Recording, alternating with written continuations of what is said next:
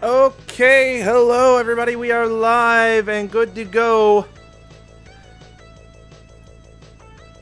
As it is time once again here on this Sunday evening for the G1 Baseball League. I am here, Jimbo is here alongside with me. And I see that some stuff has already happened. The Nerd Herd channel has come in and has followed because Twitch unfollowed them at some point. Welcome back. And Jimbo has also subscribed for 43 months. Thank you for chatting it up with me and subscribing and showing some support for 43 months in a row. And I see also Donut is here as well. So, here tonight we move on to week 14. And we are on a new thing of how we are doing this baseball stuff. Where you all get to choose the games you want to see, and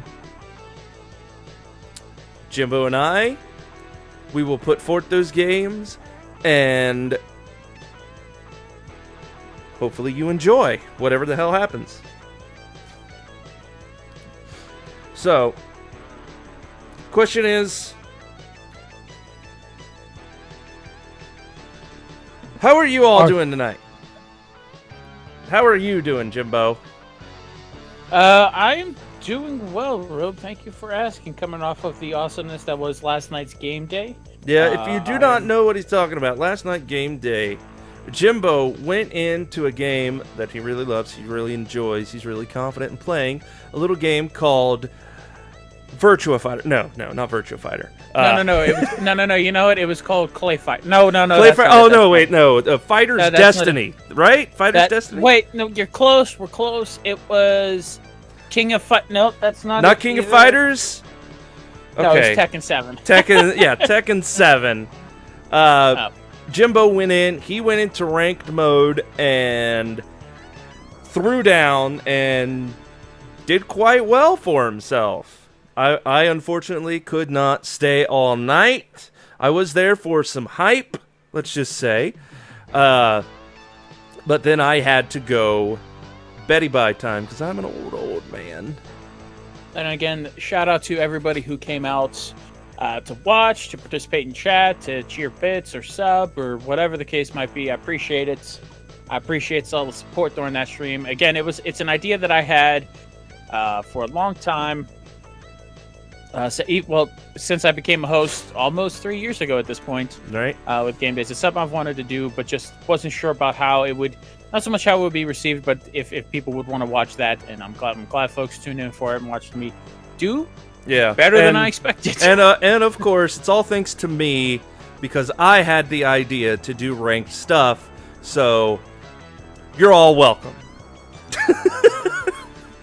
All right, everybody, that's been the G1 Baseball League. We'll see you next week for something brand new because I won't be here after that comment. On a serious note, though, I will say I did shout Robot at the beginning because it was an idea that it was kind of based off of his ranked Apex nights, and I was like, well, if he's going into ranked Apex, I might as well bite the bullet and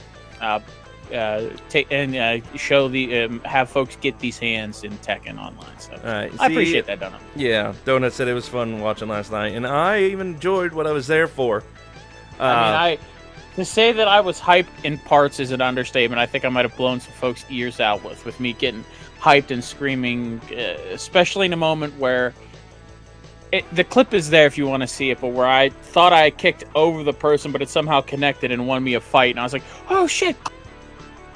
Yeah, I know you had at least 2 come from behind victories. Like it was 2-0, and you came back. I remember. Oh yeah, seeing at least 2 of them. It gets tense and it gets stressful, and my thumb is sore, and I think I hope I don't lose my thumb because I don't think they'll be. Hope I don't lose my left thumb because I don't think they'll be able to ID me via thumbs because I think I mashed off the fingerprint on my right thumb with all the buttons hitting that I was doing yesterday. All right. Well, my right thumb is sore because. Speaking of game days, there is actually a game day I want to join here tonight before I head off to bed. So we need to get through this. We need to do this because I want to go run over some people in Rackfest with everybody else. So because that is what's happening tonight.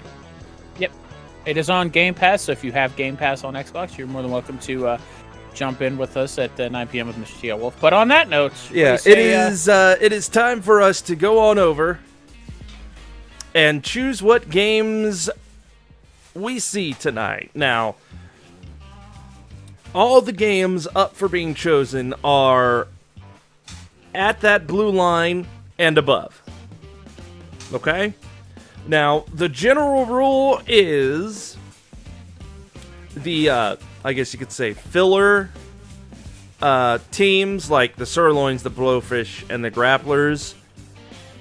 Those are in-game teams. Those are NPC teams. There's nobody on those teams that we know. So we tend to not focus on those games. But you guys have the power to override that. Like, for example, up there at the top, you see the Sirloins are going to be going up against the Core Pirates. If you guys really want to see the Core Pirates take on the Sirloins, we can watch that. But mainly we want to focus on, the regular teams. Like, you see the Cruisers and the Screwballs, the Death Battlers and the Broncos, the High Rise and the Hunters, and even the Flamingos versus the Griffins. It's the same as every night. We're doing 3 games. So we got to pick and choose. What shall be our first game of the evening that we should go with? It's just you have to remember, we can't really go backwards in the schedule. So where should we start? Because I'm thinking myself that we definitely need to take a look at the Flamingos versus the Griffins. But that can be last because that is literally the last game in line. Okay, Donut saying Cruisers and the Screwballs. All right, that's good. And how about we go ahead and we choose the second game after we are done with the Cruisers and the Screwballs, because there are some games in between there. So first, what we got to do is we got to simulate the games.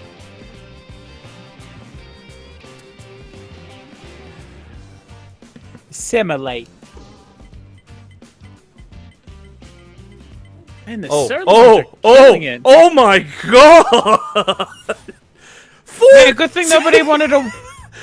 Good thing nobody wanted to watch the Core Pirates, bro. They got slaughtered.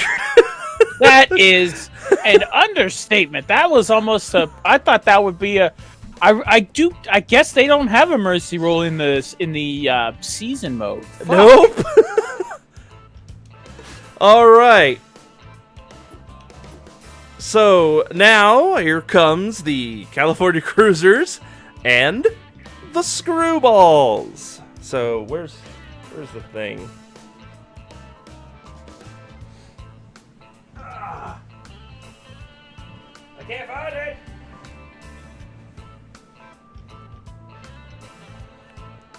There it is.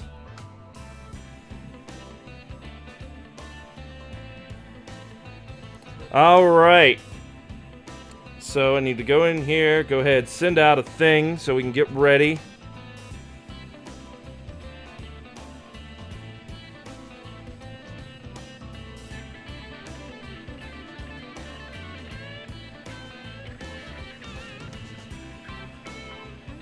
Yeah, Donut, you have a point. The Core Pirate did not get his money's worth on that one. He's going to be yelling at some folks.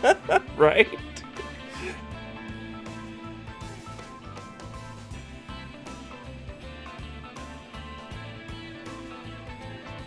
All right.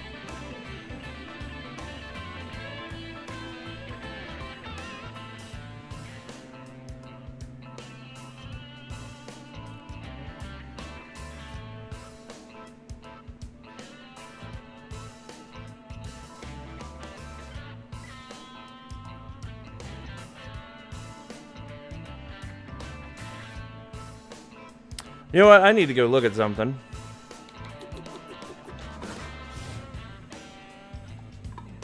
I'm going to find some different people to point out from the team here. Let's see. All right, how about him?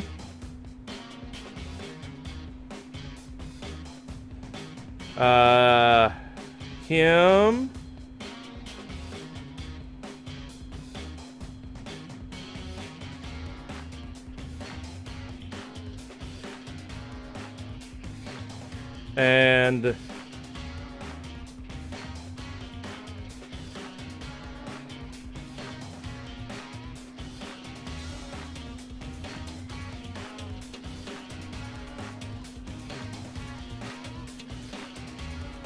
And let's put a pitcher in there.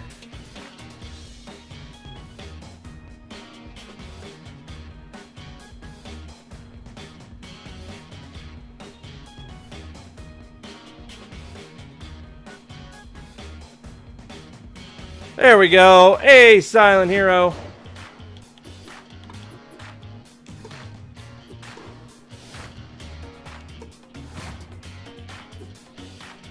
So here we go. The California Cruisers and the Screwballs coming up. You ready, Jimbo? Let's go. Alrighty then.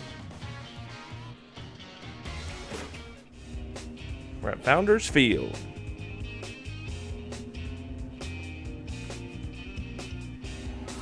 Hello, everybody, and welcome back to the G1 Baseball League. We are here. The Cruisers have come to Founders Field to take on the Screwballs. And here tonight, it looks like Armored Golem up first. Gonna be swinging from Danger Boy John. So, how are you here today, Jim? Well, I am here coming at you live and in person via my voice. I am doing well, Rod. How about yourself? Well, that's good. Nice to see you're not coming in a little bit late like you were last week. Good to have you here on time, ready to go as we get the first out of the day. Well, thankfully, intern Steve got my paperwork and my Uber and everything right this time, so locations were ready to go, and I wasn't in a different city.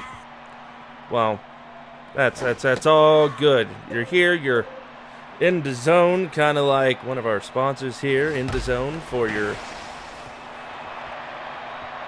all your... Will this be extra bases? Oh, yep, slides in. Hydro picks up the ball, but the runner made it safely. Number 21.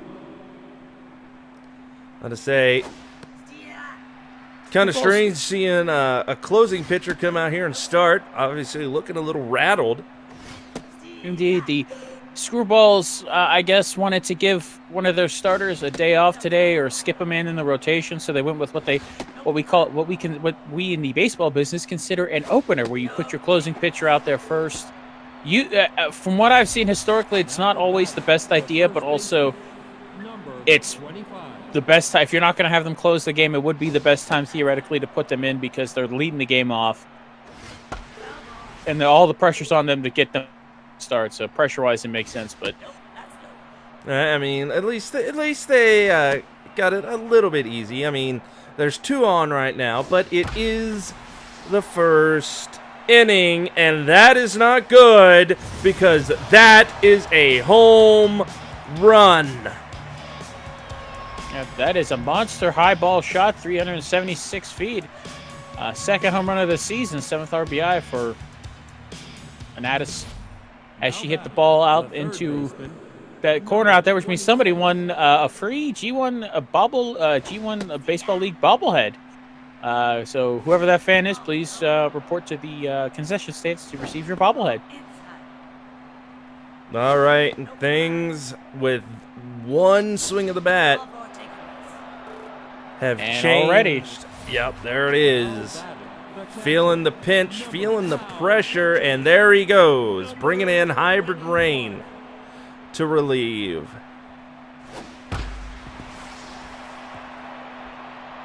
So far, it's a different pitcher, but same result as they've got another runners on first and second. Tremendous Dragon coming up. Number 31. And Oh no! And he's out at first, but I think he's dead, Jim. He's barely moving. Oh wait, is he getting back up? No! Hybrid Rain is out. Trumpet Ingo immediately come in. Oh. We're hearing that he is in extreme pain. I don't blame him. I mean, thankfully they were able to get him off the field safely as they get the third and final out here. But again, when we receive any update on Hybrid Rain from the Cleveland Medical Facility, we will let you know. But man, that is a scary sight to see in the first inning. They've already used 2 pitchers and down 3-0. I don't know. Hopefully, Claire will do good. Won't just do something like just give him a Z-Pack or something. But well, she says that she is going to fix them as we got Big Boss Moss stepping up to the plate for his first at bat this afternoon. She says she wants to fix everybody, but it's not always necessarily fixing them in the best way possible. And remember, folks, it looks like Rod, as the ground out to the pitcher, back to first for the second out. Looks like I have the name of our bobblehead winner.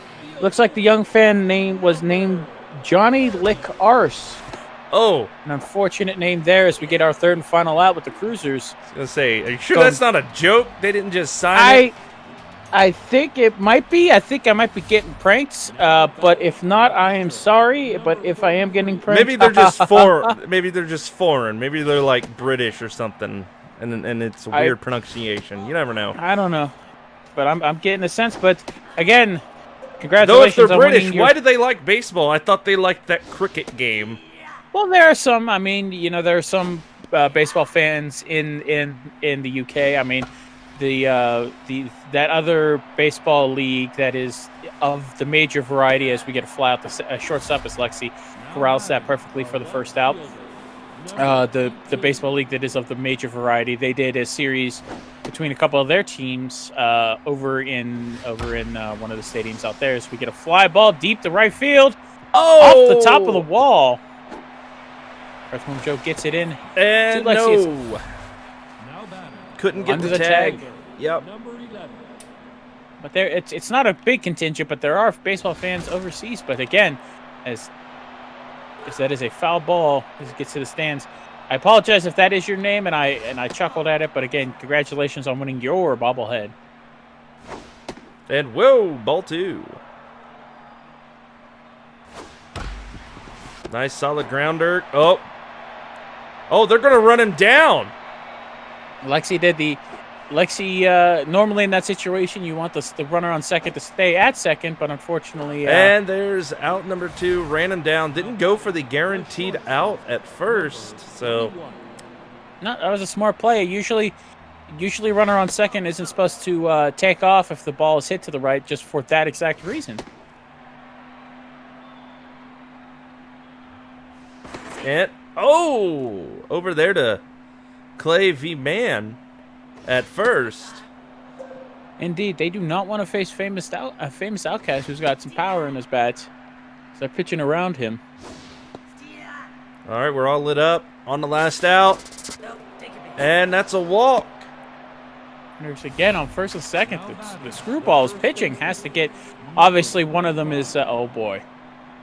We got another chance here for another 3-run home run. Indeed, that will not be good for the Screwballs here tonight as, it's going back, but Earthworm Joe gets it there in the right field, way back in the back. Just a bit under it. And, hey, holy cow, it's Hydro up at the bat first. Using the power of potatoes in his bat, as I've heard that he had a helping of hash browns and chips before. I'm sorry, French fries before the for the matchup here this afternoon. Well, hopefully all those potatoes in his system can get him. Oh, unfortunately not online to get the first. Next up to the plate is Shelby. Right, she ain't doing bad here in this what seems long drawn out season. Got 4 home runs, 20 RBIs. Let's see if she can keep that going. Yep. Got a decent 286 average out there, maintaining left field for the Screwballs with a full count. And that is out number 2. Made her look silly. She was swinging at nothing there. As Lexi coming up to the plate. That is Lexi. Yet to hit a homer. Yet to get it over that back wall. Well, remember, as we've seen this season, Lexi's not so much a power threat, more of a infield hit, get on base, and steal a couple of bases. Player, more known for her contact and speed than anything. Right, she is a speedy little lady, and that might be a problem because, like I said, she's speedy. With Clavia Man at the plate, let's see if they try to send Lexi on a steal attempt. So far, the pitcher's pitching out, so trying to keep her close by first base. Oh, right into the dugout. Folks at home may remember the last time we saw the Screwballs here in the G1 Baseball League. They attempted to steal at least 4 or 5 times. Just like that, Lexi going, getting there in time to second. And that was much unlike the last time we saw them, where they tried to steal 4 or 5 times and failed on each attempt. But unfortunately, Clay lets the final strike go past them. Cruisers coming back up to the plate, still up 3-0. Looks like Clay didn't even try, but now Trumpet Ego back out there. You got to think all these all the pitchers for the Screwballs is that ball is it going to stay fair or go foul? All right, I can definitely see all the. There we go. Trumpet Ego out. Mecha Koopa in. Yep. It's looking like the strategy by the Screwballs manager to start with an opener instead of using one of the starting pitchers here today has kind of backfired on him. As obviously no one could have saw the unfortunate moment when Hybrid Rain got taken out of the game. And again, like I said, folks, when we receive any updated information on him from the Claiborne Medical Facility, we will let you know. But it seems like that from that opening moment, the pitchers for the Screwballs have been, to use a pinball term, on tilt. Yes, and there we go. Lexi scoops it up, fires it over to first for the final out. Indeed, the first 1-2-3 inning for the Cruisers as the Screwballs coming up to bats with the fans chanting for Toomey Mania as Dylan Toomey steps up to the plate for the first time this afternoon. And goes foul for the first one.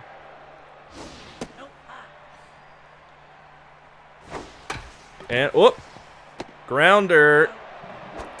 And that is the first out, as now the current pitcher, Mecha Koopa, coming up. And, I mean, I could totally understand with everything that has happened why the pitchers for the Screwballs might be a little rattled, might be a little tense, considering one of their own pitchers got taken out here today. I mean, we've seen it happen in the past. You see one of your own teammates just get beamed with the ball, get taken out, or whatever.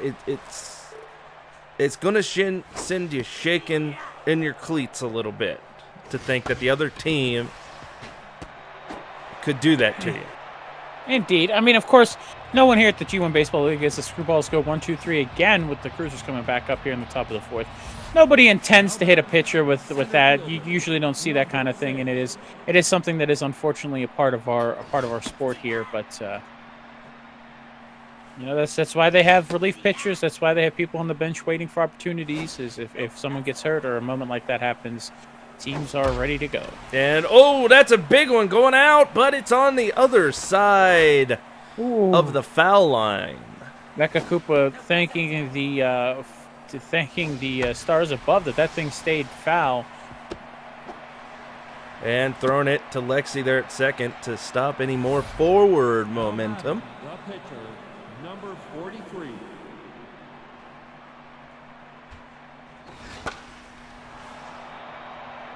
And as the drone spins around and makes us all sick, And Dylan Toomey makes the catch in the rent. That's why you don't keep a solid eye on your feed there. Oh, I got to treat it like a merry-go-round or something like that, where I got to stare at one point and just focus on that as I'm spinning in circles, Rod? Well, I mean, we can see the field from here, but all the drones and the cameras with all of the feed around us with all the... Oh! Very nearly had a double play there. Did you see that? Indeed I did. Clay V. Mann almost made an unassisted double play, but thankfully they were able to get back to first base safely.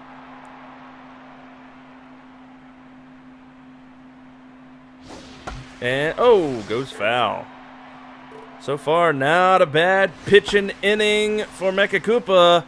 As look at that, out there, Shelby gets it for the third out. A little bit, gave up that single in an almost home run, but zeros across the board. In the top of the fourth, this is Screwballs with Big Boss Samas leading off here at the bottom of the fourth inning. See if he can get some good contact, get the Screwballs moving around those bases that they need to do, because they are still down here in the bottom of the fourth, 3-0, with that killer first inning, and there is a walk.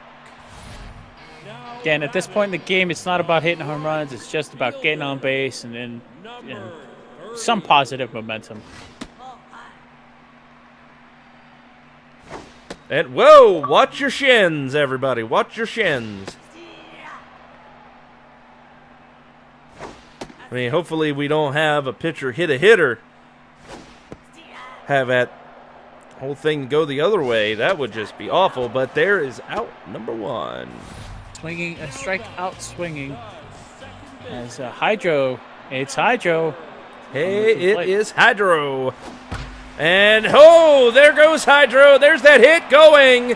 Oh, Rajan in the backfield back there. Gets the catch. Indeed, a solid hit, but the center fielder was under it from the moment it left the bat with Shelby. Now taking her chance at the plate. Hopefully do better than she did last time. And there it is. Nice. Solid contact, unfortunately, just got under the ball as that is out to shorts. And that is the third out of the inning. Yep, out number 3 as now the Cruisers coming back up.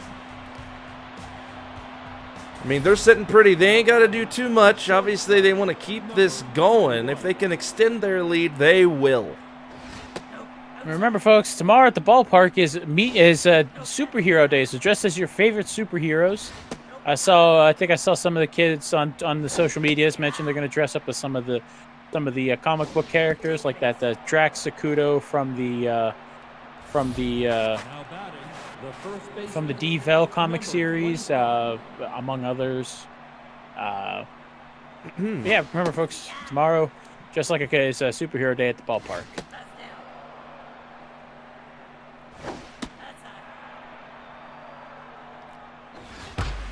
And, solid hit. It's going back. And nope, I think, yep. Marshall Lee gets under it. Nobody going nowhere. Nope, as that was a deep fly ball to one of the deepest parts of the park and almost went into the Cruisers bullpen.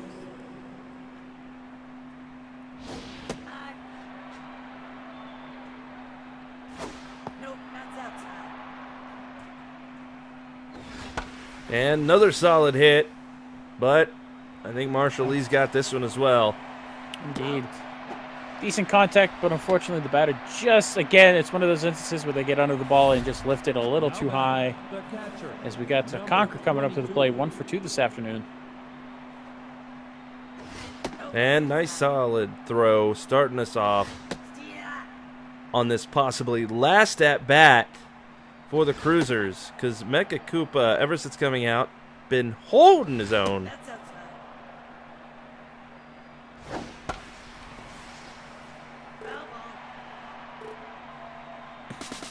And, we got a steal attempt, but going foul. You got to go back. Full count. And, that's a walk. Yep. Anything runners on a full count and 2 outs runners will run. And looks like they brought Mecha Koopa off the horse, and in comes Malice last up to pitch. Let's see how well Malice does. Right, normally, a closing pitcher, but they've gone through so much of their pitching at this point. Oh! Well, that's something we don't see every day, is the bat actually breaking when they crack it over the knee. That is out number 3 for the Cruisers. Screwball's looking to take some of that momentum and put it towards the plate here with Lexi up to bat. Right, hopefully Lexi can be one of those people, get on base, get things rolling for the Screwballs. They definitely need to get something going, but now we're starting off with a walk again. As now here comes Clay V. Man. Number 27.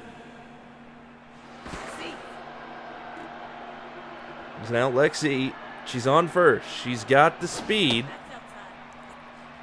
Hopefully Clay won't strike out like last time.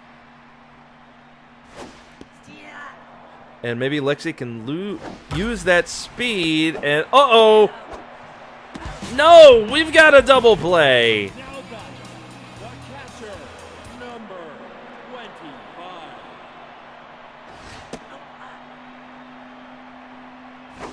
25. So now we are halfway through this game, and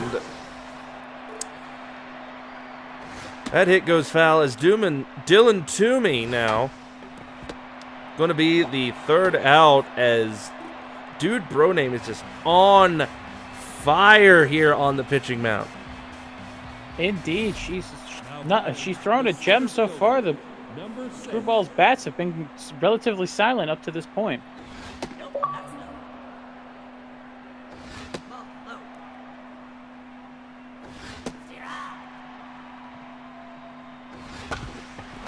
And now, oh no!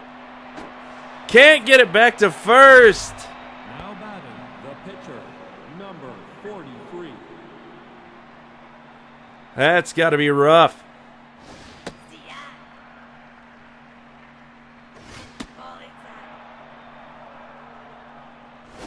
And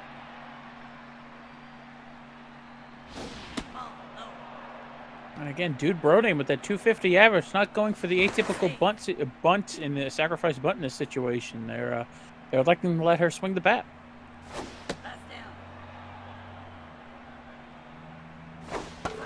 And that's a foul. And it pays off for them. Now they got 2 runners on and no outs. The left With fielder, Armored Golem coming to the plate, going 1 for 3 this afternoon.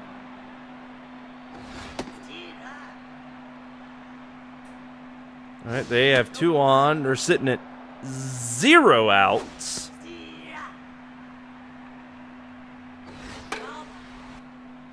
As Malice came up big in the last inning, getting that final out when there were runners on first and second. It's going to have to pull something through here, else this game might blow open in favor of the Cruisers. That pitch was a little close.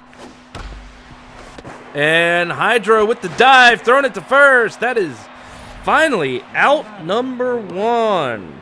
now pitching, As out goes Malice last, in comes Ross Wordman. The old double switch as Clay V-Man comes out and Chuck Z comes in at first base.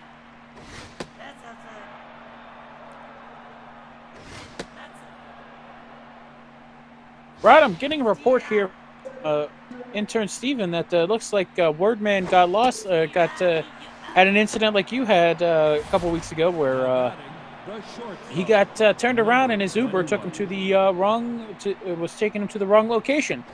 Thankfully made it back in time, warmed up in those first few innings in the bullpen, and they brought him in here to finish out the game. Well, it's a good thing he's here because the Screwballs definitely need him.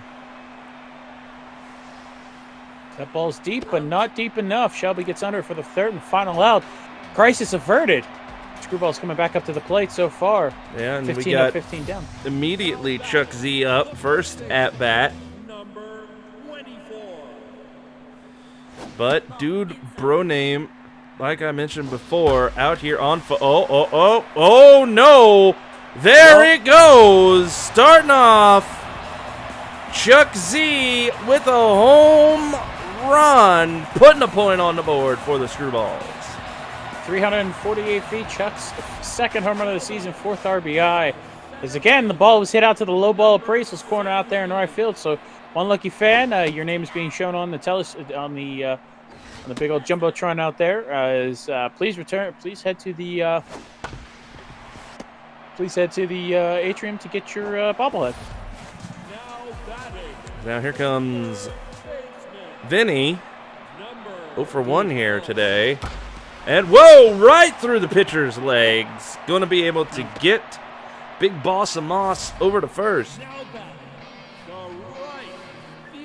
Yeah, with that home run, dude, Broname lost any bid for a no hitter or a perfect game, but still, wheels are starting to come off a little bit here. I mean, say that. She was doing good. I doubt just one little home run is going to stop her from being locked in and possibly finishing out this game.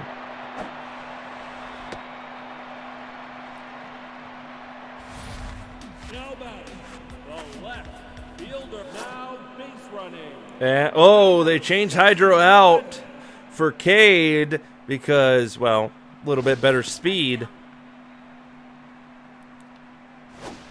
Indeed. That was an ideal hit by Shelby, but just stayed a little foul. And, yep. They had some good momentum. Unfortunately, the ball just would not be hit where they needed it to go. They managed to get that one. But will it just be one and done for the Screwballs here as we are now in the 7th inning? Time running out for the Screwballs. Let's remember, folks, since Cade came in to pinch run last inning, they brought in him to stay at second base. Yeah, whoop! Lexi able to get it over there. Lexi making a stellar play covering for Wordman, who let the ball bounce off his glove. Wow, she strapped a rocket to that ball to get it over there? Goodness, girl. I think that thing was fired out of a cannon. Now batting, the catcher, number 22.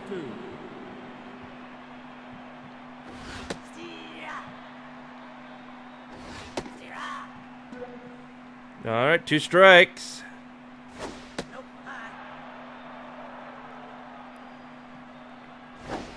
And that is out, number 3.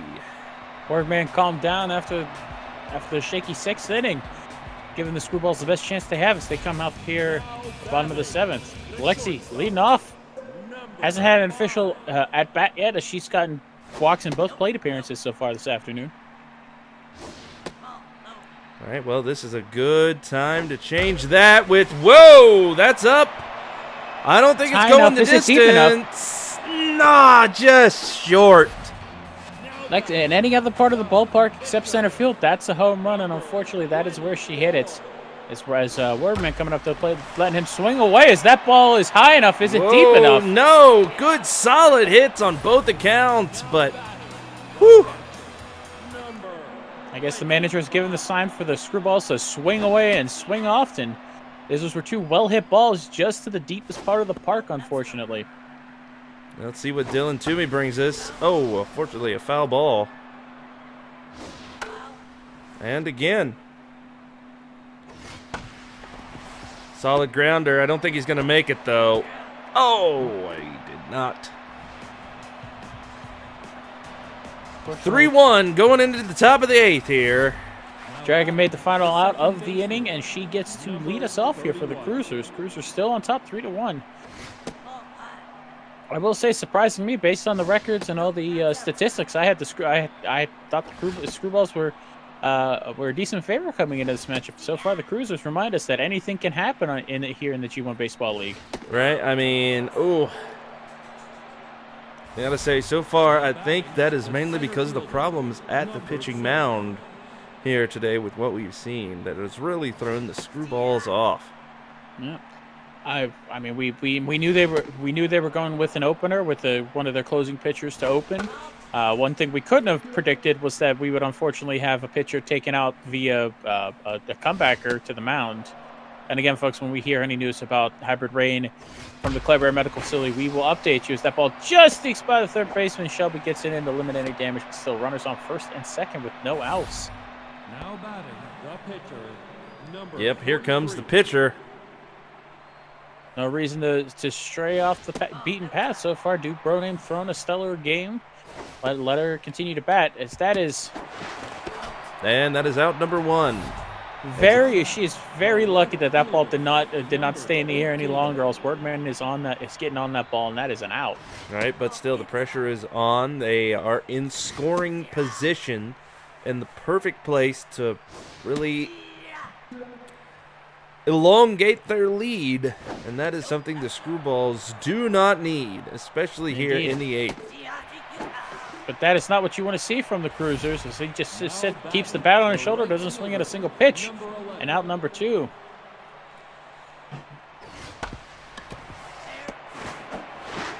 And wow, got it over there, all the way to first for out number 3. Big Boss Amos played that perfectly and watched to see if it would bounce off the bag. Thankfully, he skipped over it, skipped into his glove, and he shot it like a cannon to first base. All right, let's see what Chuck Z has got this time. Last time, or I should say the first time he was at bat, he wailed that one home run. To deep right field. It's a deep right field.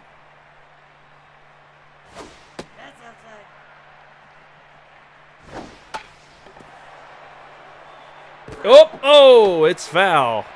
Very lucky that came down, but it's not a home run, but it is still a hit. Gets the runner on base for the Screwballs. Not going down without a fight here. Now batting the center. Now pitching. And Duke Broname is out. In comes Rose Thorne to relieve and close out this game for the Cruisers.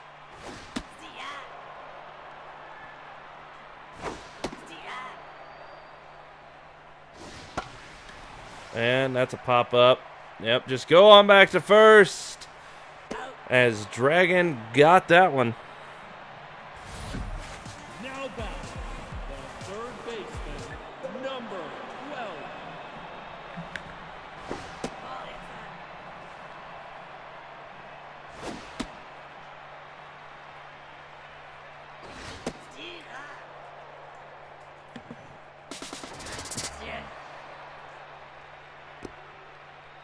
As the hit and run attempt was on there, but the ball got past the catcher, so it's a free base. And oh, there it goes, and there is out number 2, but got somebody on third, scoring position. They just need to try and get him in, and it could be a 2-3 game. A ball hit anywhere that's not at a fielder will result in another run for the Screwballs.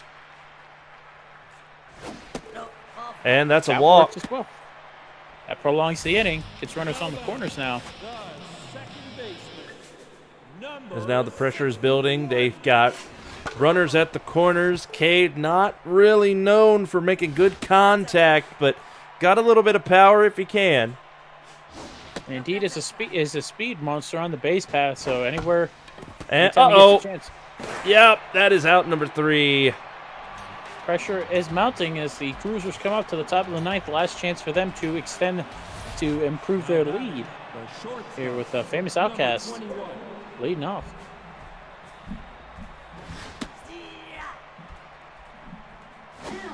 And whoa, swinging at nothing there. Oh, had a little sneeze. Gesundheit word, man. There's a snot ball. It's hit directly to Big Boss Moss. Gets it over to Chuck Z for the first Now out. batting the first baseman, number 25.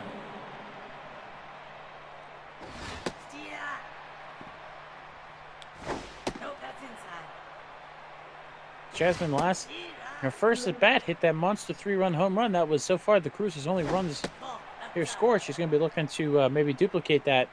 Get another one over the fence.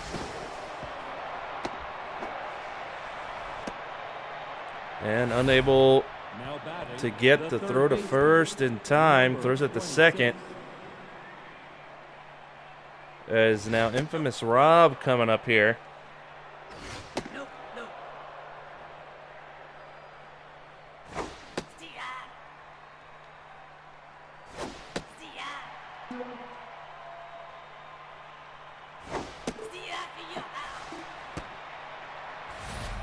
Now batting, the catcher, number 22.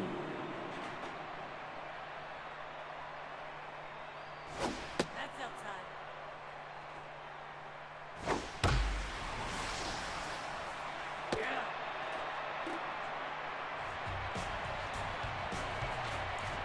All right, this is it. Bottom of the ninth. The Screwballs. Absolute final chance as Shelby going to start us off here. If it stays fair, it's good. It's fair. It's good. She is on first. Remember, folks, coming up after this game, we've got another game. We'll just tune in to see what it is. But we also have the Indy Griffins in action. That is a deep fly ball. That is deep fly ball out Hammered to right out field. there. Look at it go. Oh, mama. 419 feet. Lexi FM. First home run, 6th RBI of the season. Way to go, Lexi, to turn this ball game around for the Screwballs in the bottom of the 9th inning here.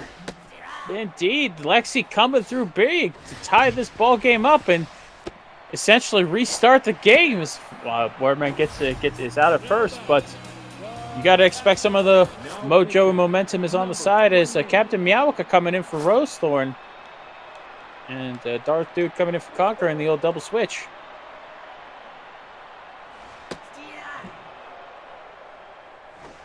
And whoa! Solid hit, but that is out. Number 2. Meowka now. A lot of pressure to maybe take this to extra innings. Pop up, that's going to do it. We're going to a 10th inning, everybody, because we are all tied up. Check your bingo ticket, because it is extra base. It is free baseball here. Now batting, the second baseman, number 31. So now the Cruisers have got to swing that bat and swing it hard to get some people around those bases. And they've got to do it quick. But Wordman not going to let him get a swing in, but a walk will get somebody on base. Center fielder, number 6.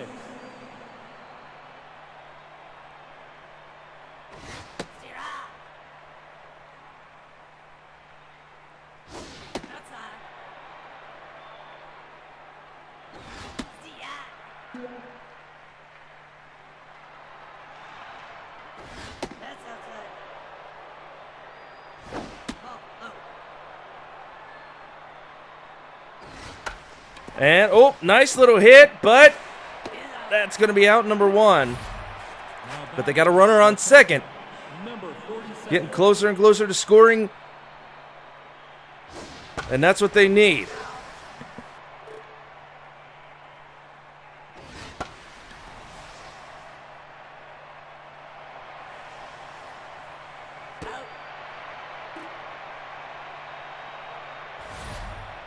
All right, we're at 2 outs.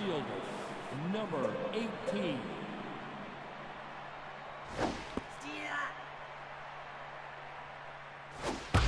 And uh-oh, that's going back. I think it's gone. There it goes. Home run by Armored Golem.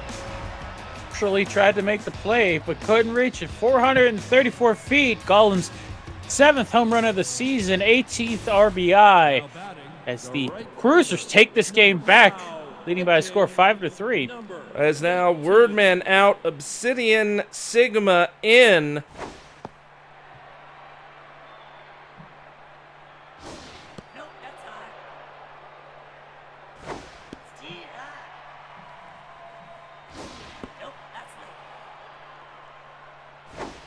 And, whoa, right between the legs. He made a grab for it, but Now batting. unfortunately, Shortstop, number 21. the inning goes on. We are at 2 outs. Sigma needs to get that final out. I think, yep, that's going to do it right here. As now the Screwballs, if they want to keep this going, they need to get 2 in. We said it. We said it at the top, at the beginning of the bottom of the ninth, but we'll say it here again, as this is the last chance for the Screwballs to keep this game going. Marshall Lee up to the bat.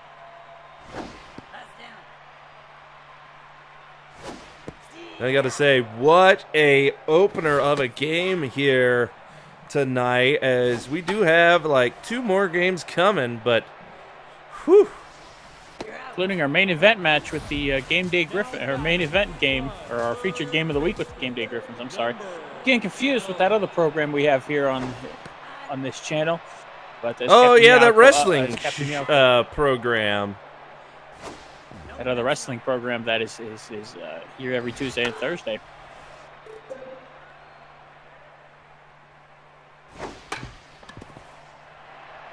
Ball gets by Miauka. Let's see if they can get to first. Oh, can't get it there in time. Screwball's got one on. Is Earthworm Joe up, the right fielder up now? 30. Joe's going to be looking for any pitch in the zone to swing at and hit, and that obviously was not one of them. Oh, that's a pop-up, and Armored Golem gets the second out. Uh-oh, Cade now. Number 61. This might be it for the Screwballs. Unless Cade gets walked or can get a solid hit somewhere.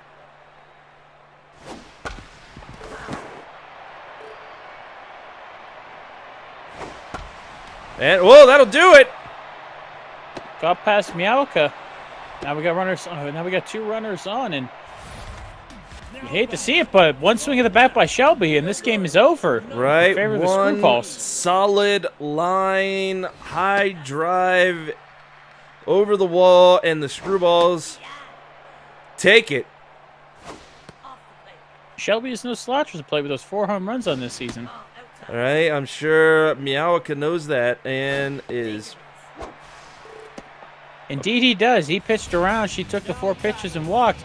And Lexi, who hit the game-tying home run in the bottom of the ninth, has a chance again to play hero here for the Screwballs. Right. What's she doing? Oh, line right there, but that is out number 3, and your California Cruisers win this game.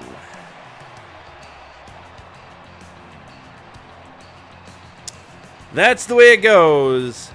Indeed. Lexi they took them an extra inning, but they came through as they bookended this game with 3 runs in the first, 2 runs in the top of the 12th there, or top of the 10th there, as you can see. That's all they needed. Screwballs put up a valiant fight at the end, but just couldn't get any runs there in the bottom of the 10th inning. Right, so there's the tale of the scoreboard. Cruisers with those 10 hits, Screwballs with only 8. So now we go into zone. The stat zone is, look at this. Ooh, goodness gracious, the Screwballs. The big difference was the amount of base runners that the teams had on with the 2 home runs hit, as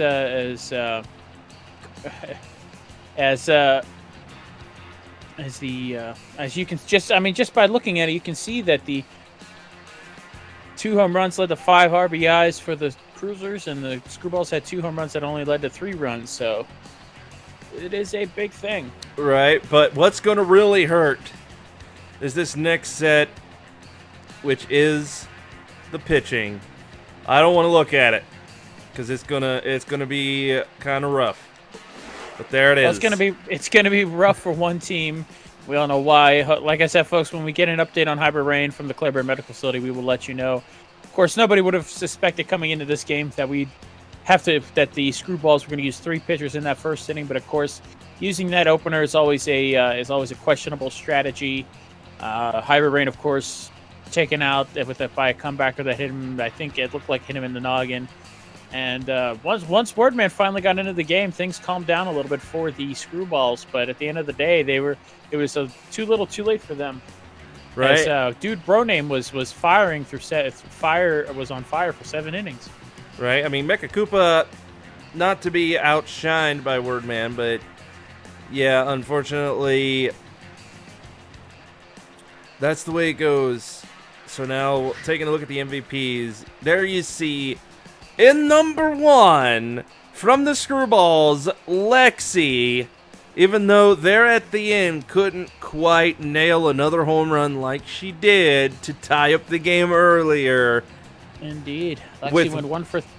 Yeah, 1 for 3 with that home run, 2 RBIs, stolen base, the whole 9 yards. She definitely deserves the first MVP spot.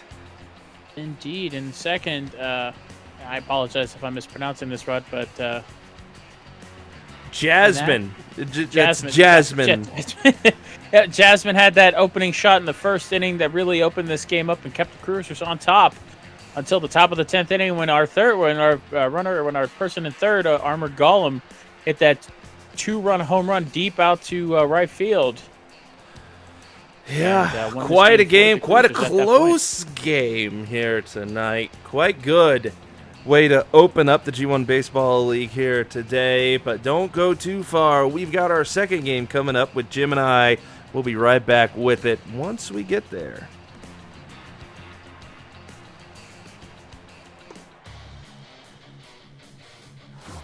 All right.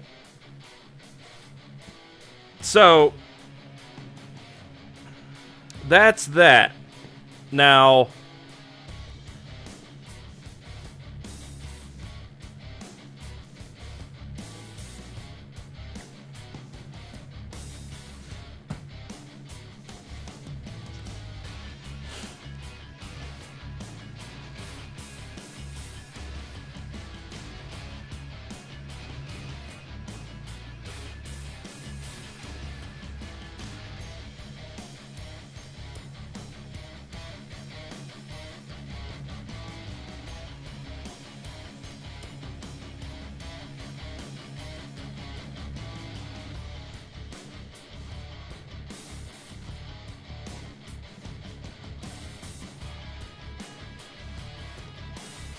now we need to pick the second match that we got up here tonight, and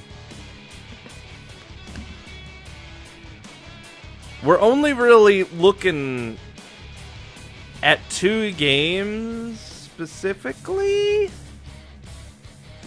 It's a question of which one do you want to see, because 2 other games have the Blowfish and the Grapplers.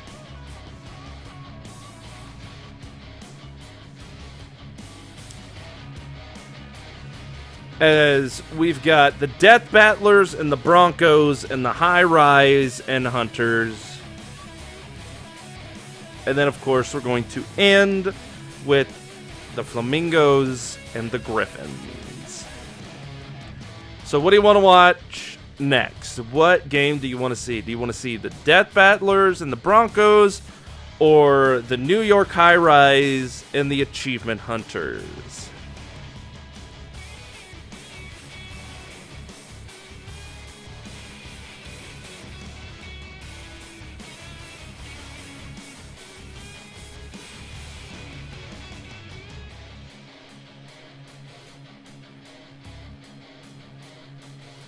Because I think both of them might be some good games.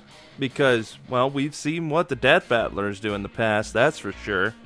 With the likes of, Sam and Ben and Chad, all of them on that.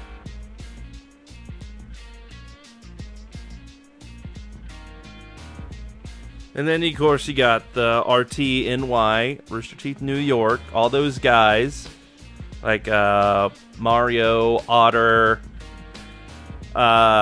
going up against, well, achievement hunter people.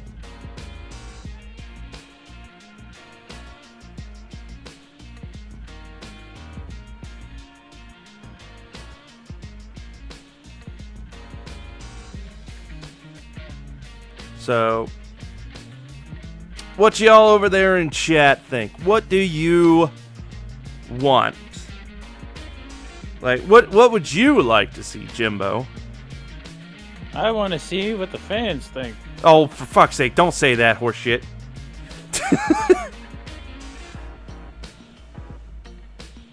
You got 2 of those games. What would you like?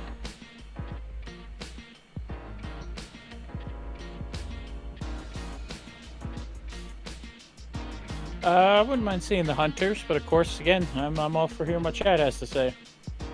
All right, because I was thinking relatively the same thing. I wouldn't mind seeing the high rise because, well, I know a few people on the high rise myself. So, we might go with that. I mean, unless any wonderful people in chat want to see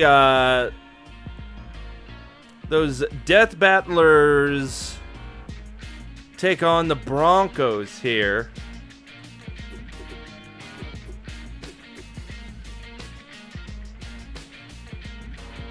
Because either way, first thing we got to do, let's switch it over.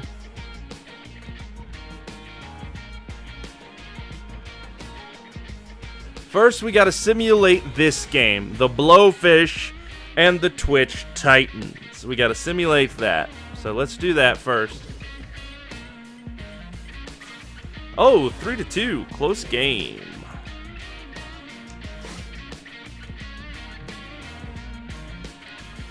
Oh, Silent Hero is okay with either, he says. Okay.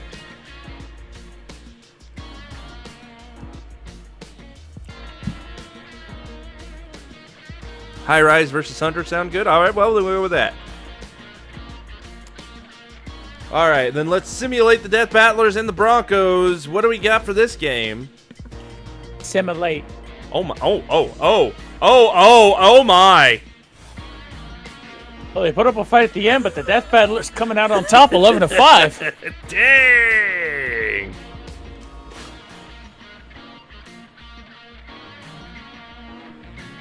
Whew!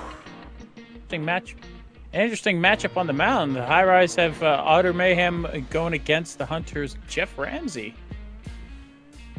Yep. So this is the next game.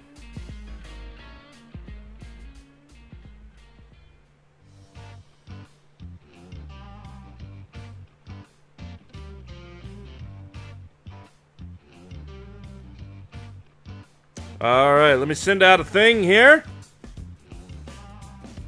Remember, folks, in just under an hour, Mr. T.O. Wolf will be live over on the G1 Game Day with Wreckfest on the Xbox One. Probably what we'll send you after the stream. Should be a good time. It is on Game Pass if you don't have it, so download it, play a little bit of it before the stream starts.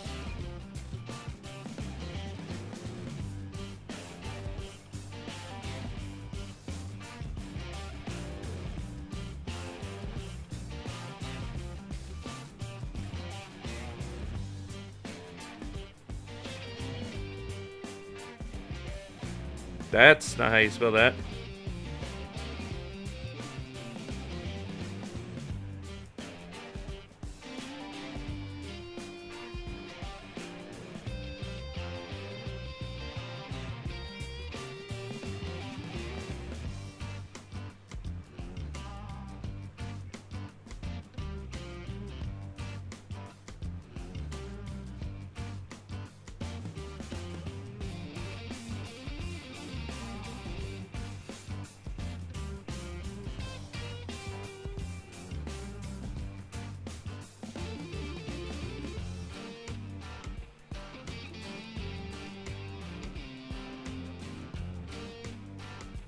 Huh. Okay.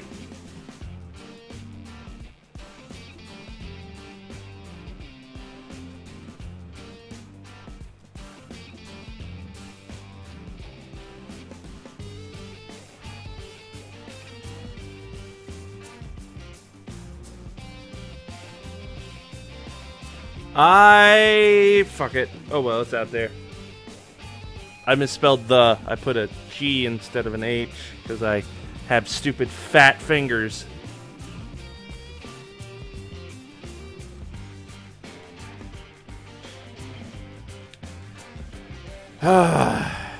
Anyway.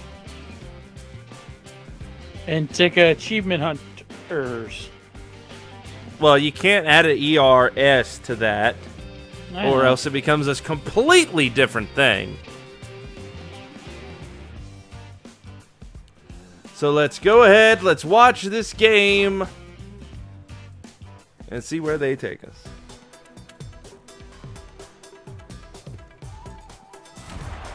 Hello, everybody! Jim and myself, Rod, are back as we've got the High Rise and the Hunters here.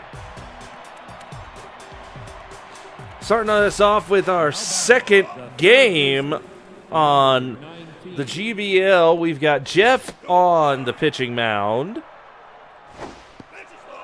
Indeed, Jeff coming in with a respectable 3.69 ERA and 35 strikeouts on the season.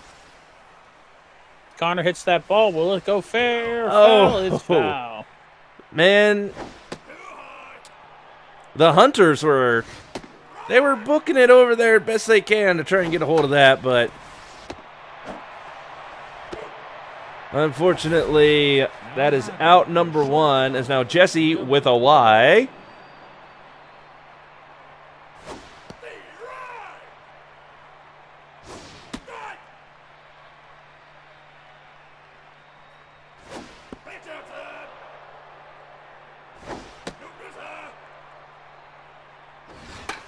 And popped up. So far, And- not a good first couple of bats for the High Rises. The Hunters are all, as Jack Phil's all over that, The second with baseman. Avidad coming up to the plate. Right, Jack, always a good catcher, good, solid person to have there at home plate. A good compliment to Jeff on the pitching mound as well.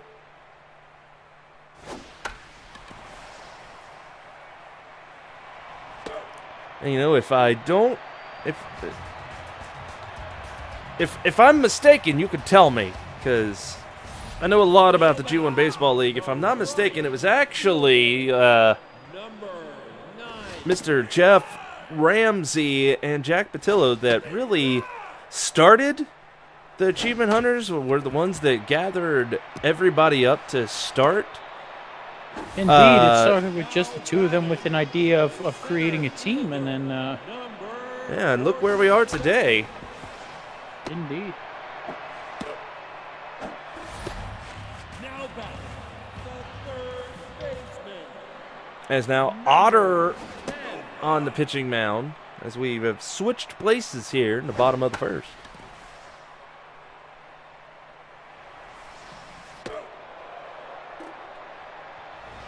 And there we go. Top of the second. Now batting, As look at this, Mario number 43. up first for the High Rise.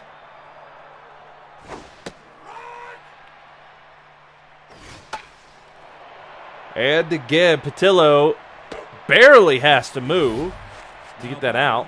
The right Aronofsky now. number 36.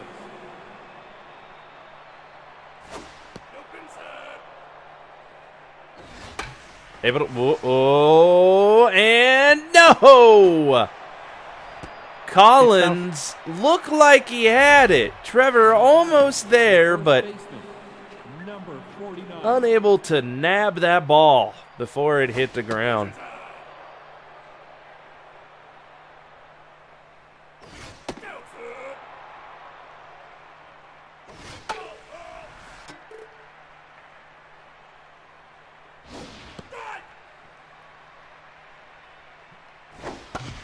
And solid grounder, Bernie. Uh-oh, do we have a double? We do! That is out number 3.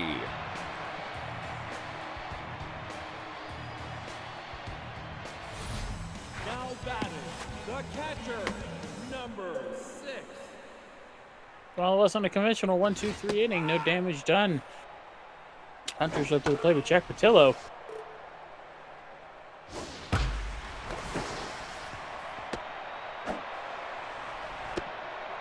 As that ball gets out to left field, down for a hit. Michael Jones coming up, hoping to continue the momentum. 57.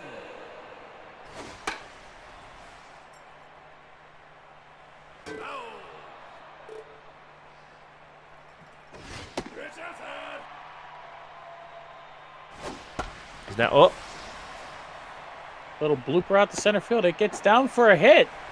Hunter's all of a sudden now with 2 men on and no outs. With Sarah Weems coming up to the plate. Sarah Weems, of course, hitting .305, 3 home runs, and 12 runs batted in on the season. Can definitely surprise you with the power of the bat, but can also make solid contact regardless. all right, is Otter.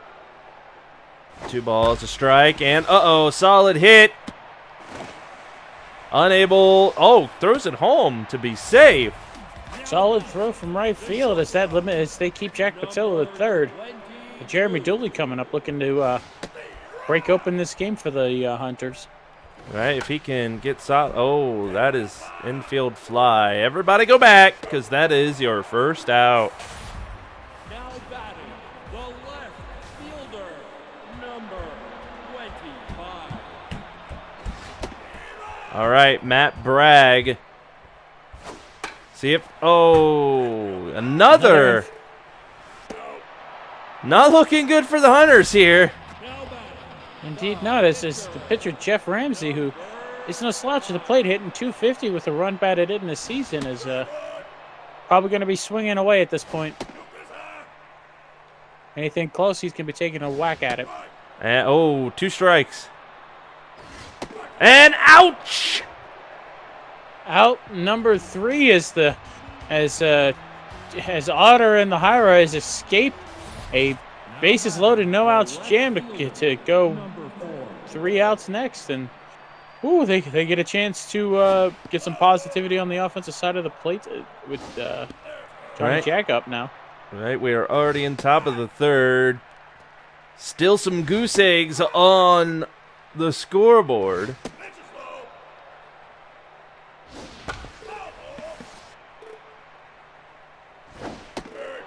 And that is a walk. Now batting, the catcher, number 3.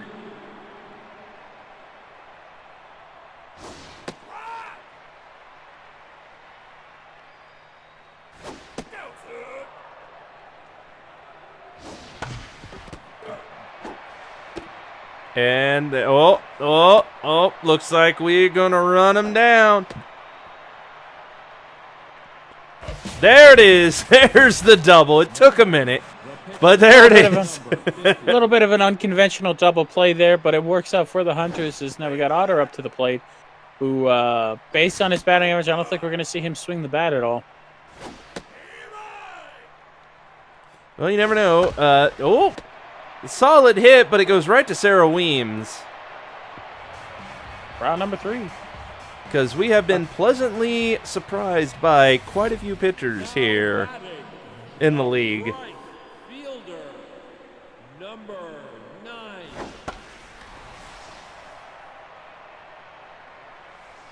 Who's going to call for it? Looks like the center fielder's going to take it. Yep, It's Mario. Said, it's a me, it's a mine, it's a Mario.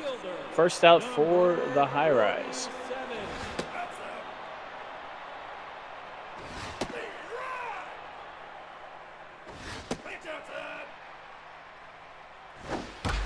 And Nuker Now batting, the 3rd. with that grab there for the second out.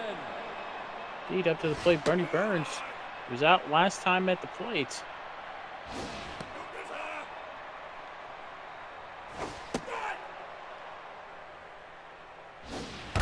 And nice hit going all the way back outfield. That's going to be good for a double. Indeed, gets safely to the bag. Now batting, the catcher, number 6.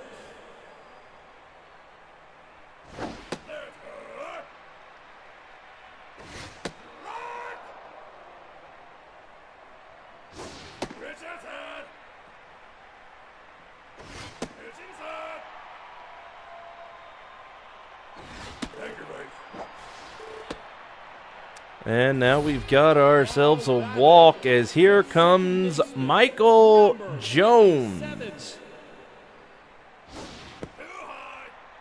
Indeed, we're getting to the same situation the Hunters had last inning, almost a bases loaded, but they got still 2 runners on and a chance to do something. And Avidad dives, but there it is for out number 3, saving a possible bases loaded situation. Now batting, the third baseman, number 19. Indeed, with Connor up to the plate now.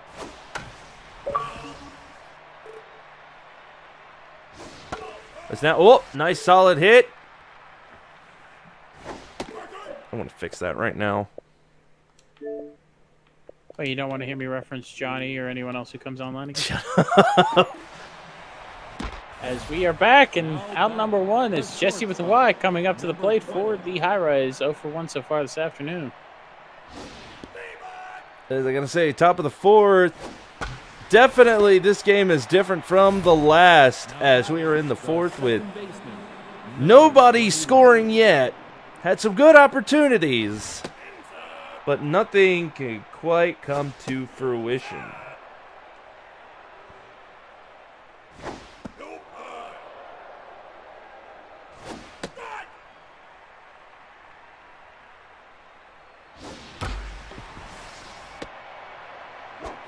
And there we go. That is out number 3. As now here comes the Hunters. Now back, the first baseman, number 27.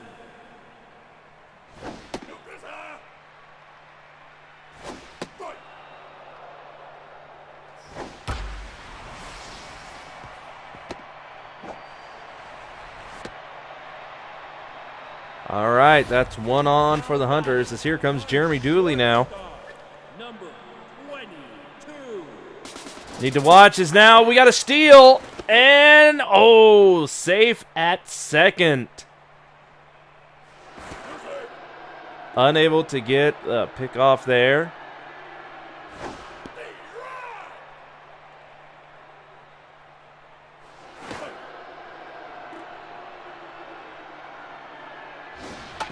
And whoop, nope, that's a foul. Hit the ground first. And oh, that ain't gonna be foul. That's going out. Dooley with a deep one all the way to the wall as we've got a point on the board, and that is a triple. Oh, baby, a triple by Jeremy Dooley as here comes Matt Bragg. Let's see if he can maybe bring Jeremy in.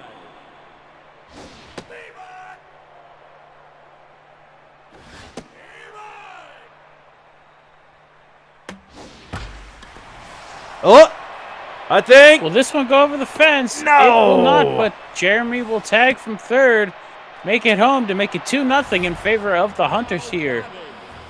Bottom of the 4th inning. All right, good 4th inning here for the Hunters is now Jeff Ramsey coming in. Still at 1 out. And indeed, much like the last time he was at the plate, Jeff's going to be swinging at anything close.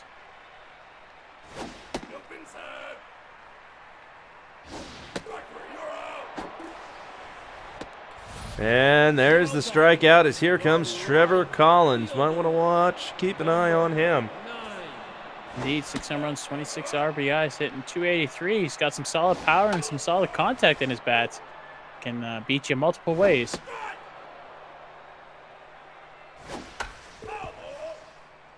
Fortunately, not doing very well. Getting some fouls and such here. And there, oh, bouncing off the glove. Jesse with the Y throws it over, but sorry, he is safe. Jesse doing his best to try to get that out, but couldn't get it across in time. Alec Agabon up to the plate now.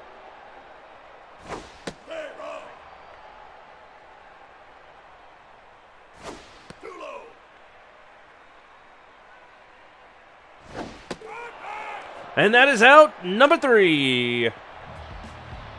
As now we've got ourselves a game. 2-0 high rise. Now batting, Gonna have to do something. number 43. Indeed, as Mario for the high rise up to the plate now. Smashes one directly to left field, but that gets down for a hit. Matt Bragg gets it into Jeremy Dooley. As the high rise get a runner on first and have a chance at something here. Number 36.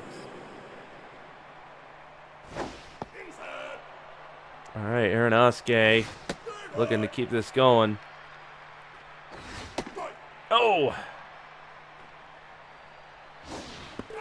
And that is strike 3. You are gone. As now here comes First baseman, Cadenator. number 49.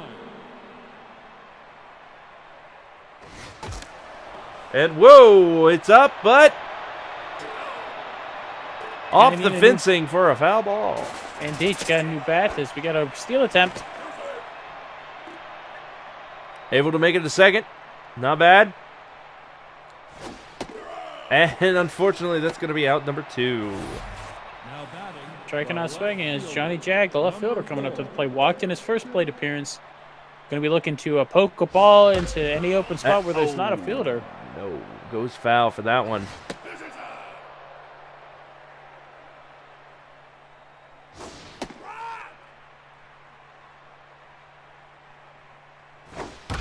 And oh, Bernie, did you see the leap? The jump? Bernie making a run-saving catch there at third base. As we are now officially halfway through this game with Bernie Burns coming up to the plate looking to build off of that stellar defensive play.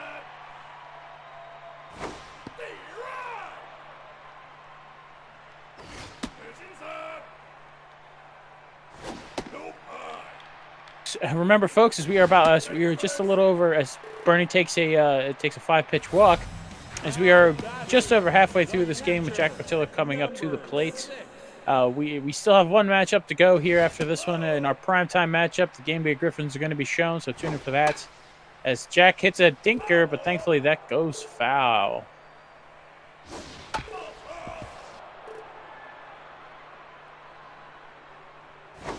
And oh, that is out number 1. Jack unable to make any contact as now here comes Michael Jones. Michael Jones kissing his bat, hoping to bring some luck, some solid contact. Well, that is some contact, but it's foul. Need to maybe go in the other direction. We got a steal attempt, but not happening. Yep, the hit and run attempt was on, but unfortunately it backfired.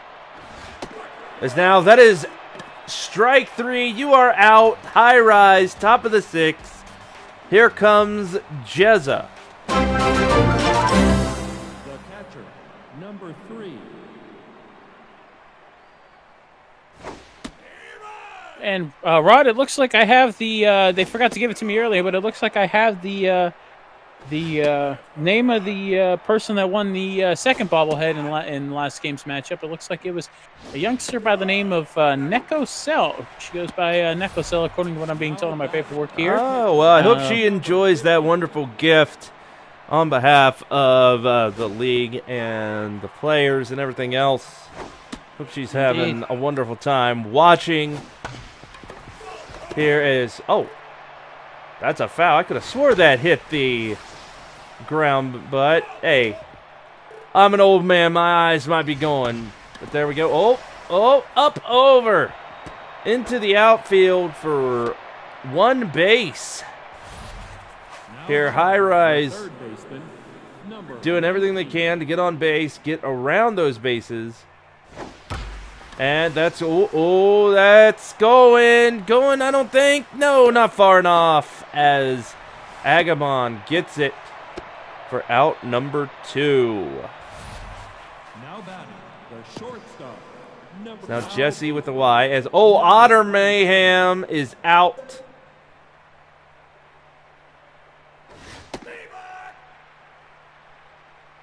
As, they want somebody on first with a little more speed to make it around those bases. Smart play by the high rise here as, we got a steal attempt and makes it. Indeed. In a close matchup like this, you want all the speed you can get. He's running in and out. Number 3 by Agabon. Smart moves by the high rise there at bat, but unfortunately the fielding, the defense there had it in for him. As now there's a solid hit, but Aronofsky over there in right field gets the first out. The shortstop, number 22. As Jimmy Kaji on the pitching mound here. And boom, Mario with out number 2 there in center field. The left fielder, number 25.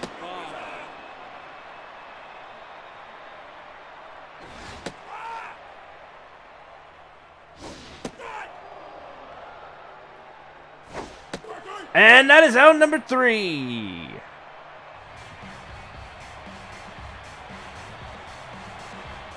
They've got some good defense.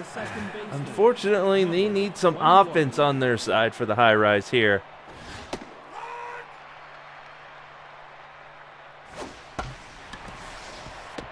I don't know. Gets it over to Weems at first.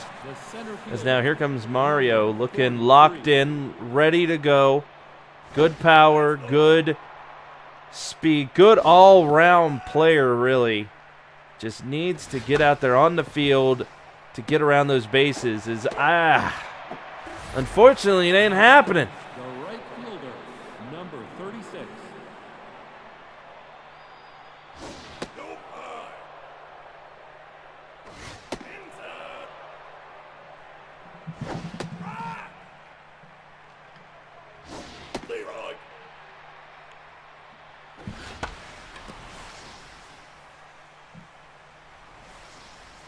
And, almost got that one.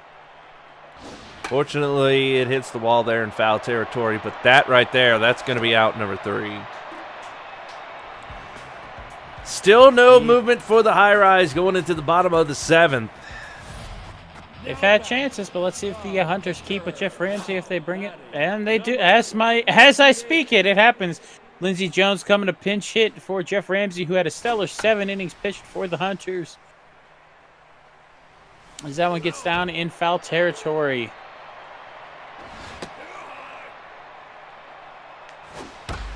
And Solid makes the leap, but unable to get there. Lindsey.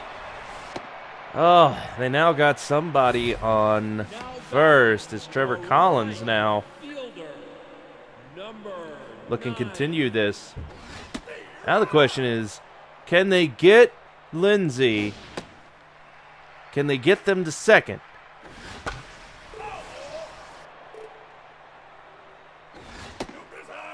Trevor's trying, keeping an eye on the ball.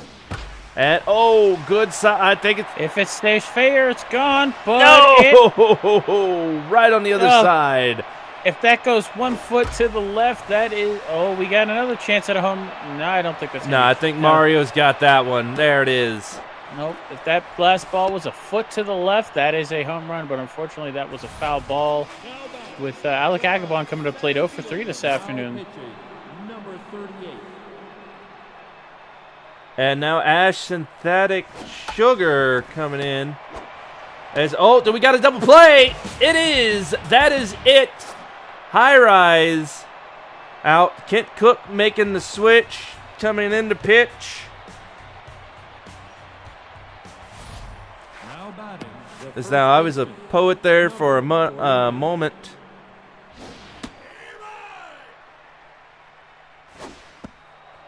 You were a poet, Rod, and you didn't even know it. Right? And right past the pitcher. Thankfully, that didn't get hit. Yeah, as we saw earlier with Hybrid Rain. Yep, a new pitcher means a new chance, maybe some new opportunities for the high rise to get a couple of hits here. Right? We got a steal. I don't think. Bad call by the high rise. Kent Cook had that visualized from the moment he stepped on the mound, and as Matt Bright gets out number 2, and unfortunately he was ready for it, threw over to first for the pickoff attempt, led to a rundown, and unfortunately led to the first out. Way this is looking, The Hunters have locked in on their prey. They're going in for the kill here. Indeed. Obviously, we don't want to say it's over, as we saw earlier with the cruisers and the screwballs, but chances are running out for the high-rise to get something across here. Right, I mean, they are only up by 2 as there is out number 3. Jeremy Dooley making the play short. High-rise, or the Hunters coming up to the last chance for them to possibly pad their lead. Batting, the third baseman, number 10.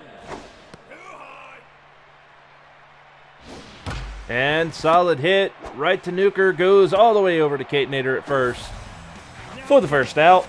The catcher, number 6.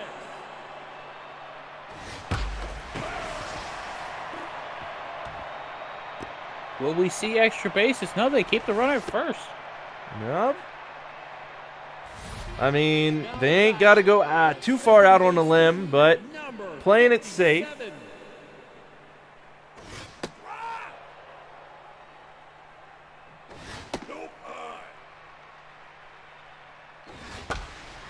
And goes right, foul. And whoa!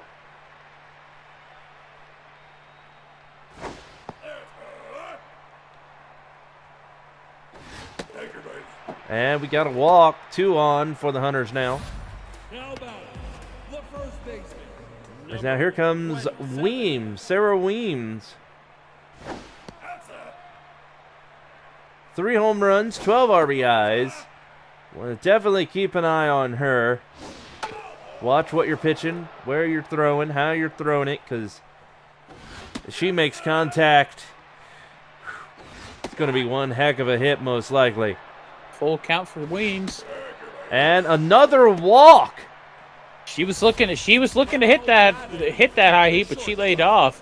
Takes the free bases. Now we got the bases loaded for the Hunters. Jeremy Dooley coming to play. No home runs on the halfway through the season, Mr. Dooley, but he does have indeed a 370 batting average. So, right. I mean, if he's able to get that home run here, that'll be one grand slam. Unfortunately, he didn't do it. As Matt Bragg, who's 0 for 2 today, but despite that, still has a run batted in for the Hunters. And nice grounder. And that's going to be another in. And we're going to get 2.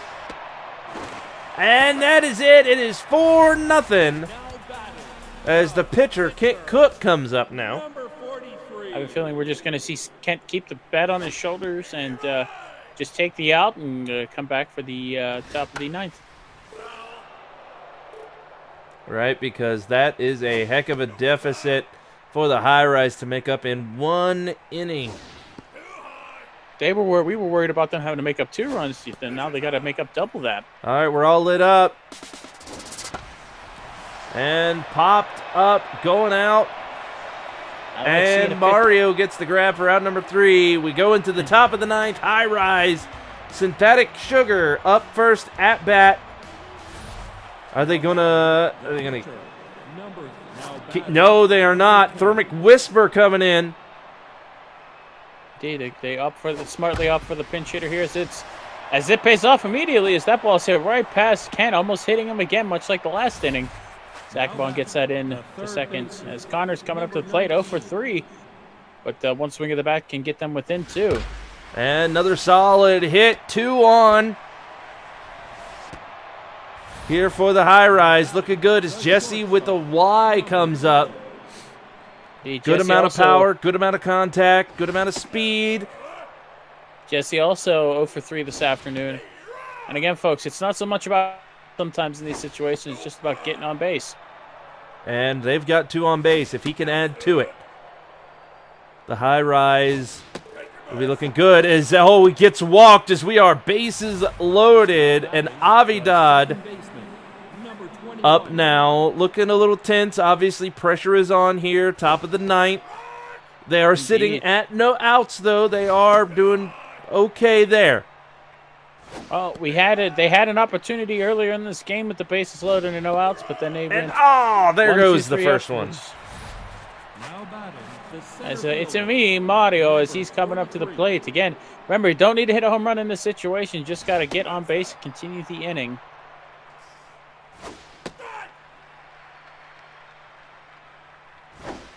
And solid hit. It's fair. They're going. That ball is going out there. And it's safe. They get 2 in. Bringing back down that deficit to 2 runs. Indeed, Mario using the super mushroom and getting 2 runs across with that double to left field.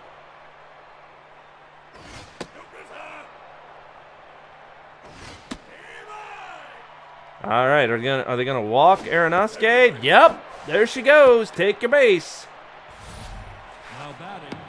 That's now the Catinator here. Bases loaded. Kent Cook out. Ashley Dillard in. Solid hit. Oh, didn't make the dive. 2 coming in. And we are tied. Top of the 9th. Johnny Jag. Oh, no. Remy Tim coming in with 7 home runs, 16 RBIs. I got to say, if there's a guy you want in this position, it's him. Indeed, and for some reason, I'm still unsure if the fans would chant for Jim Porkroll, despite the fact that it's Remy Tim up to the bat. And that is going to be out only 2. Out number 2 as Jezza coming in. Indeed, again, it doesn't need to be a home run, just needs to be a ball placed where there is not a fielder, but unfortunately that's where one is, and that is extra innings. Not yet, Rod. Remember, the Hunters still have their chance to that is true, but if the high rise can hold them off, we've got another game with extra innings. As it looks like we've got a switch. Uni coming in for Remy Tim and left field. I gotta say, what an incredible inning for the high rise there to bring it back. It's almost like we saw it mirrored. It's almost like the first game we saw between the Screwballs and the Cruisers mirrored here, as the Screwballs obviously came back in the top of the 9th inning for themselves to tie the game, and here we are.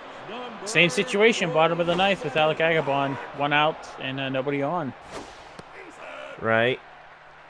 But all they need to do is get 1.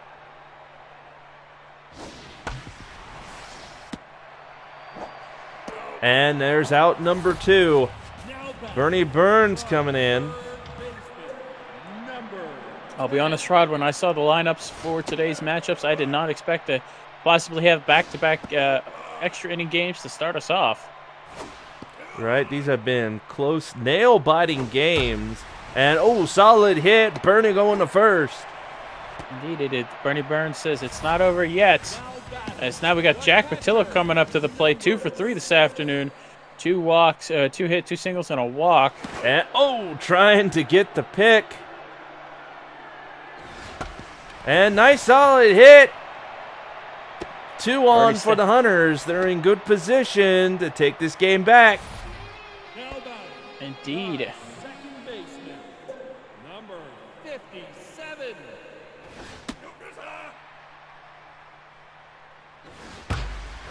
And nice dive, but oh no, she dropped the ball. She's safe. It is bases loaded. Sarah Weems coming up.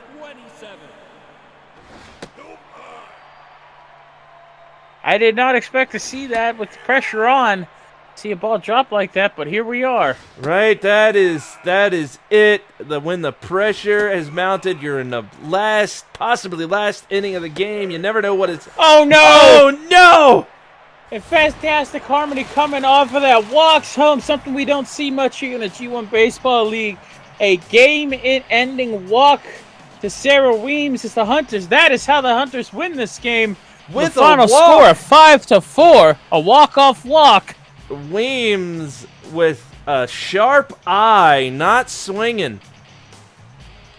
Indeed, let's take a look at that box score. As you can see, both teams. Oh man, it can't. Wow.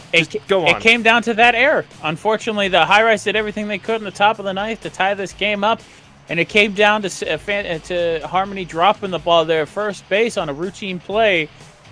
if she makes that catch, we go to extras, and the High-Rise have another chance to win. But unfortunately, she dropped it. Yeah. And then it threw the 5-pitch walk to Weems to end the game. Right. You see the Hunters just swinging, getting the hits, getting it in with those 12 hits. But yeah, like you said, that error there at the end and that walk that just did the High-Rise in. So now we take a look here at more stats coming your way. There you see the High-Rise doing anything, bringing in everybody they can throughout this game until they finally found the right people for the right job right at the end. Indeed, to tie it up. Mario and Kate Nader coming through big for the High-Rise. One big difference between this game and the previous one, no home runs between the two teams, but solid contact all the way around, and strikeouts galore as well, as there was a total of 12 strikeouts between both teams. All right, and you look at the pitching here, the Hunters coming in. They started the game with Jeff Ramsey. He stuck around for 7 solid innings. Indeed, 7 innings, a 3-hit shutout, 3-hit shutout ball for those 7 innings, 4 strikeouts and a walk. Was in line to get the win until Kent Cook imploded in the top of the 9th. 4 hits, 4 runs, a couple of walks and a strikeout as well. And then it came down to fantastic harmony for the High-Rise, who just couldn't hold on to the ball, and unfortunately had another chance to close it out and threw her only walk, but it was a 5-pitch walk. Sarah Williams, of course, shout-outs, of course, go to Otter Mayhem. Not a great start, but a good start, a quality, decent start. 5 innings, only 2 runs given up, the 5 strikeouts as well as the 2 walks. Right now, these right here, Mario obviously being in third with going 2-4, 2 bases, 2 RBIs, all stolen base, all that stuff. That's good. But what is amazing is there you see in second, all right, Sarah Weems. She technically, if you want to get down to brass tacks, won this game by keeping her eye on the ball with that game-winning walk from the High-Rise pitcher. Indeed, something we don't see that much here in the G1 Baseball League. It's a game-winning walk, but if you had it on your bingo cards tonight, you probably won, so cash that bingo card in. And, of course, over there in first place, Jeff Ramsey, a stellar outing for the Hunters. 7 innings pitched, 3 hits, no runs, a walk, and 4 strikeouts. Is it for this matchup? Right. A surprising end to a hard-fought game. Right, we'll be back here in a tiny bit with our final match up between 2 teams today, which I do believe I already know who they are. We've got the Florida Flamingos and the Game Day Griffins coming up. We will be back with that as soon as we get over to the stadium. Till then.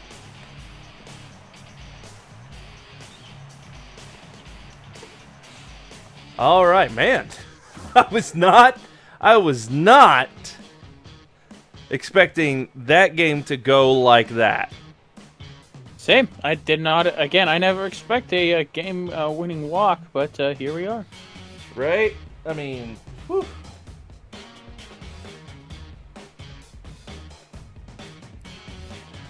Hey, Rope, what's a balk?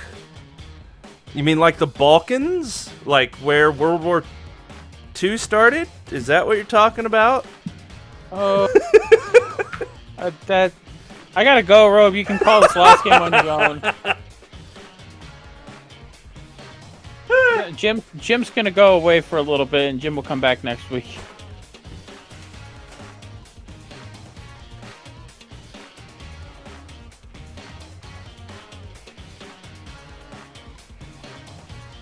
That one hurt. That sentence that you just uttered hurt.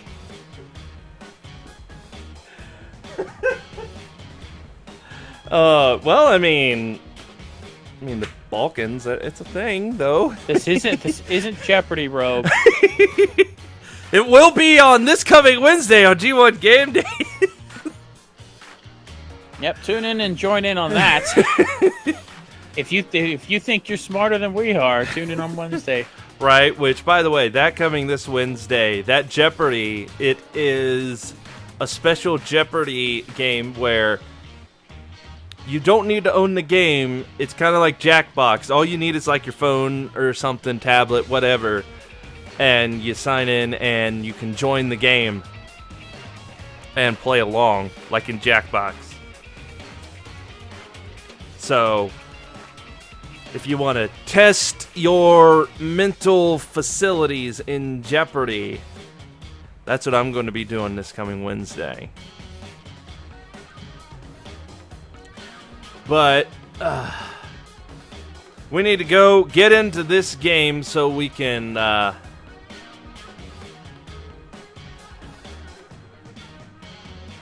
first we need to simulate a game, actually. So let's do that.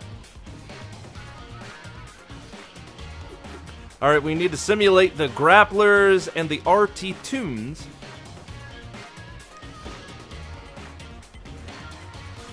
And grapplers 2-0. Alright.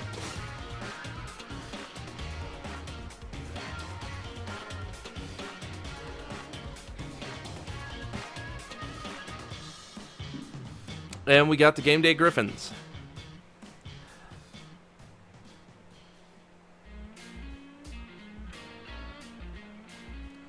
Alright, send out a thing real quick here, telling who is doing what, where, when, why. As I got the hiccups, apparently. There you go.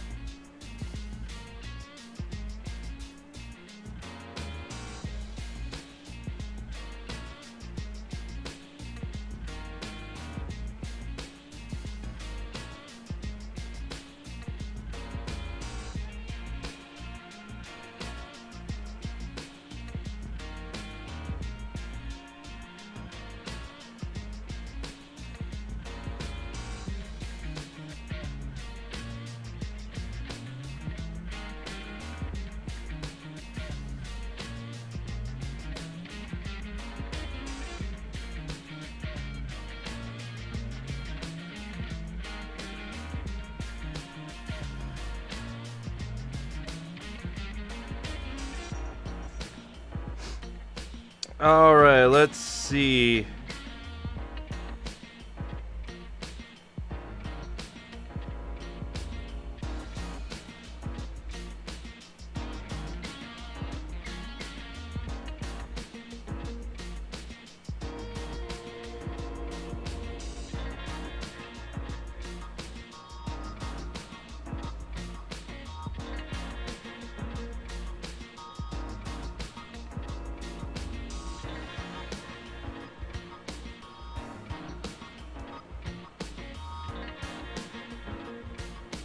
Bam! There we go. Send out that.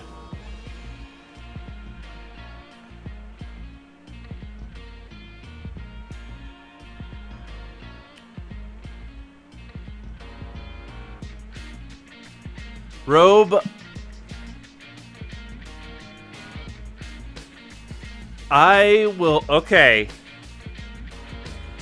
What is a balk in baseball? Okay, now, I don't really know.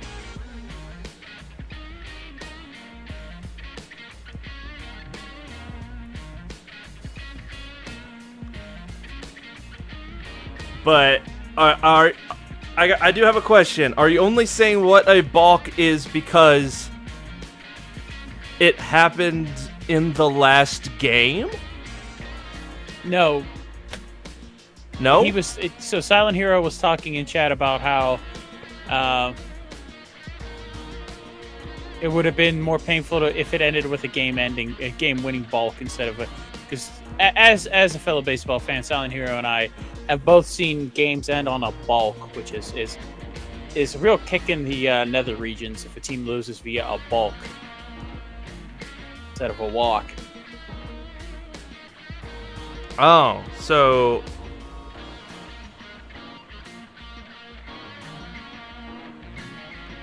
is it like where a team wins because of a pickoff or something? Close. Close? I'm close? Well, a ball. I don't want to say it in case you want to take another stab at it. Okay. Well, it's not good. Whatever it is.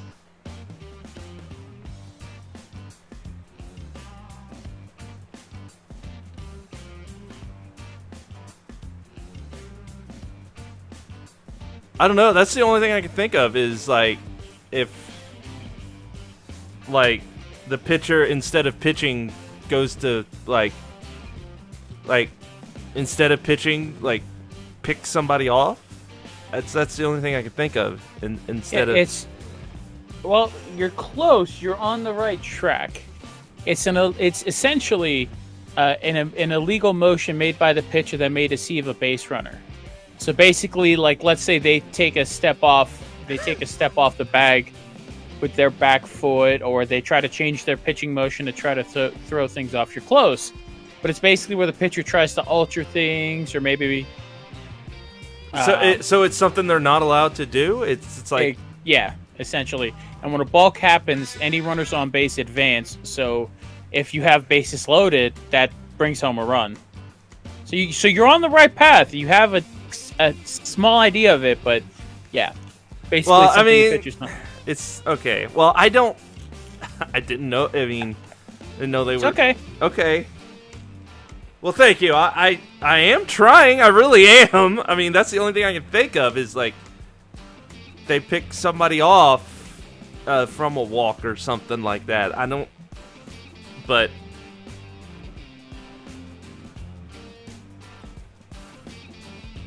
I don't know. But hey. Most confusing thing about balk is that it comes down to what the umpire considers illegal. Oh, okay. It's true. Okay, well, we've got this last game coming up. Let's go ahead and get through this so we can get over to G1 Game Days and Mr. TL Wolf and see some Destruction Derby racing here on this Sunday. I saw that fucking tweet earlier that either Wolf or Woody put it out, and it's perfectly, it was perfect considering, the whole Destruction, Derby type stuff. Indeed. So here we go. Last game up. Let's watch this sucker as we have the Flamingos. Look at them. Look at those bastards. They're 20-9. And the Griffins are right down the center. 15-15.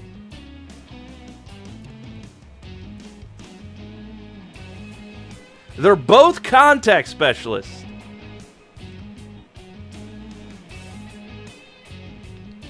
I'm calling it right now. There's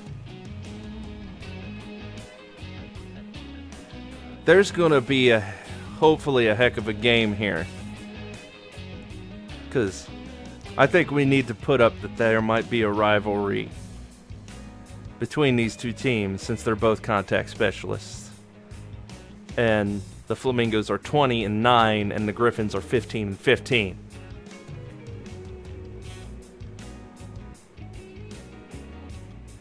That sound feasible?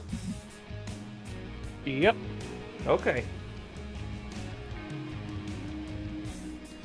And let's see what happens here. Now watch this game be a fucking blowout on one side. I will have egg all over my face.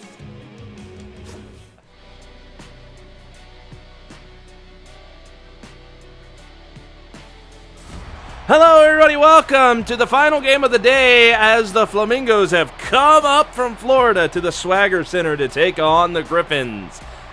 It is I, Rod, and beside me is Jim, and we are locked in for the last game of the day as Quang, not X-Ray, coming up to bat first. As Garfield throws out the first pitch, and the first hit goes all the way out to Donut in center field. For the first out is Victoria Stumpfeld covered up to the plate.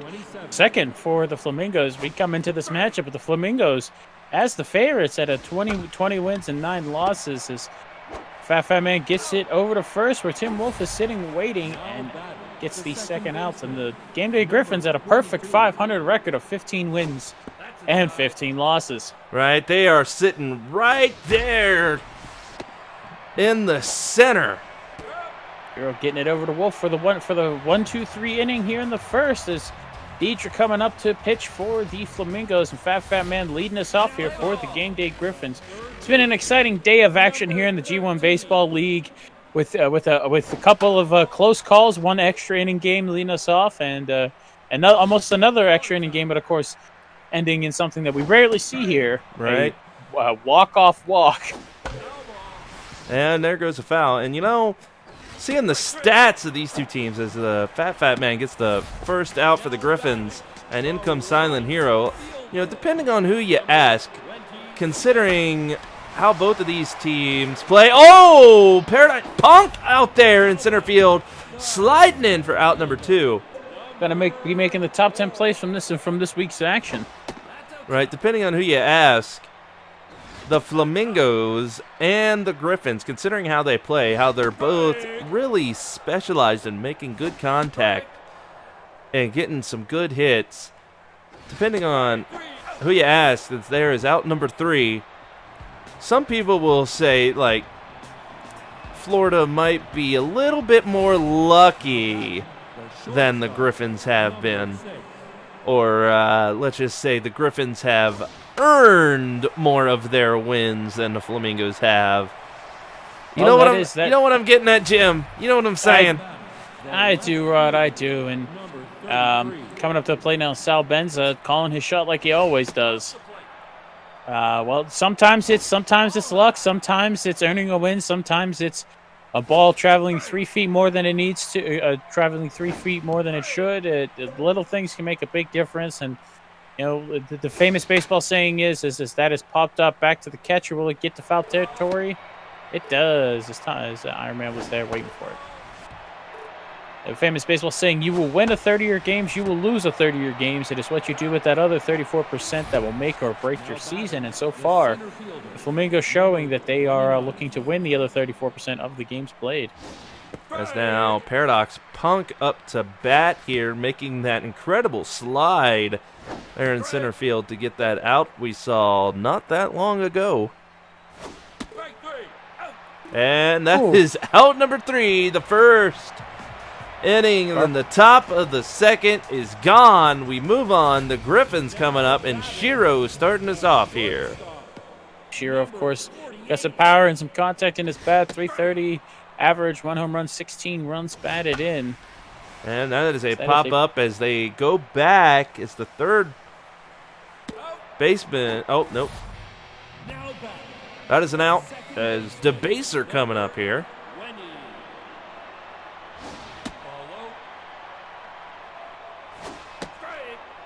As Deidre not doing too bad is, oh no, just on the other side of the line. And just dropped his bat, that is not good. Second out is now, here comes Wolf.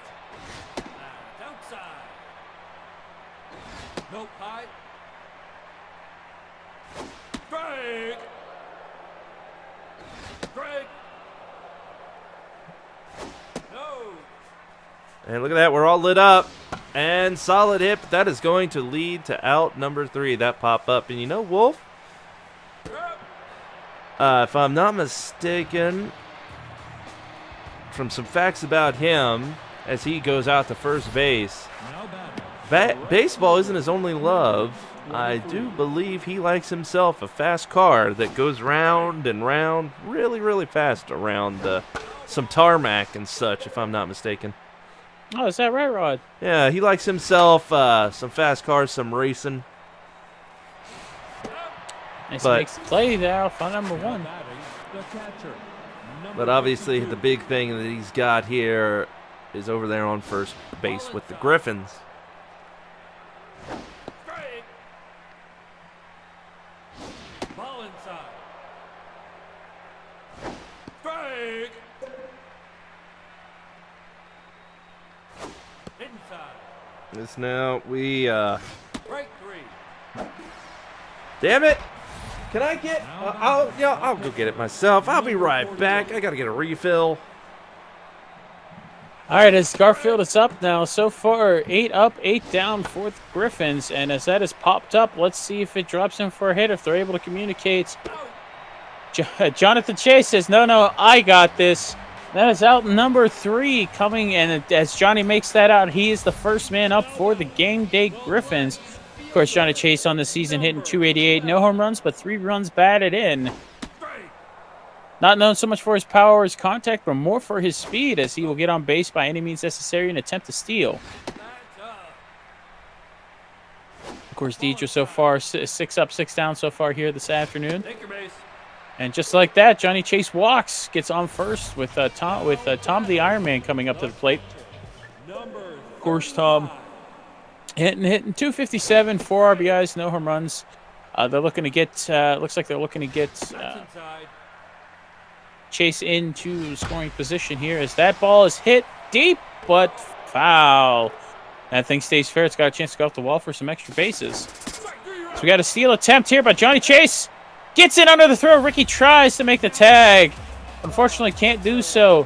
As now that was a strike him out situation. It's now Garfield's up.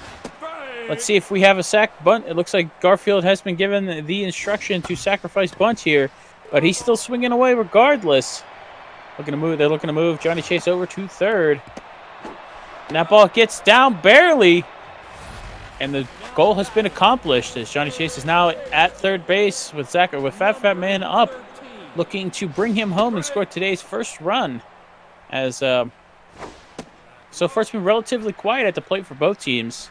The Griffins with a chance here to open up the scoring. As Dietrich struggling with her location. A full count here. We're going to see Johnny probably take off from third. And that probably won't do it as they get it over to not X-Ray for the final outs.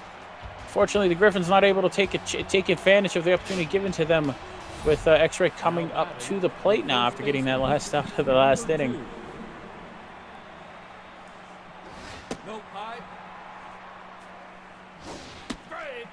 Of course, this Rod is putting his headset back on. All right, Remember, thank Coach you. Garfield. No, I don't. I don't want none. All right, I got my drink. I gotta say, the Boston Crab here in the Swagger Center, it's good, but I don't know. I wasn't feeling it tonight. As X-Ray is upset, as upset as you, as he throws his bat to the ground after striking out. Victoria Stumfeld coming up next. Did you get your refill? Okay, Yeah, I got my refill. I mean, they were trying to sell me hard on the Boston Crab, but I mean, unfortunately, just tonight here, we're in this final game. They just ain't got a good hold on me with the Boston Crab here. Can't That's quite get good. that leg up. So Yeah, can't quite lock in that hold on you buying said Boston no, Crab. I'm good with my drink. We've had some And good, being exciting good things. with things. If it stays fair, it's gone. Oh! Just a hair foul. And almost on a double play, man. This is exciting as the fans are chanting for him as he's up to the plate. Ricky in 337, 900 Oh, runs, I came back in 27 time for the runs fan batted in. favorite. That's always good to see. Good old Ricky. And that ball Uh-oh. was crushed. Will it go deep enough? Yep. The outfielder just standing there staring at the wall, awestruck, as Johnny Ricky Case. gets 384 feet home run. 10th home run on the season, 29th RBI, and the Flamingos breaking out to a 2-0 lead. Johnny Chase out there looking at that like he watches Mario Championships running away from him. As Shearer gets the ball over to third for the final out, one batter too late. As the Flamingos jump on top 2-0. The Silent Hero coming up to the plate for the Griffins. Sorry, choked on my drink a little bit. That's the thing about having a nice cold drink. You want to drink it and cool you down and everything. It's nice dive by Cass. Gets it over to first for the first out. As now here comes Don Donut, seeing if he can really knock one out, but Daedra is just on fire here as we are in the bottom of the fourth. And Flamingo's up 2 thanks to that home run. Indeed. And, stopping the ball, but Ricky has to run over and get it, but still made it to first. As now here comes Shiro. Number 48.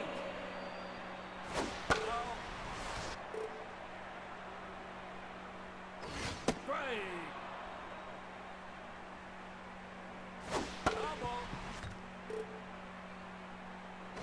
Ball inside.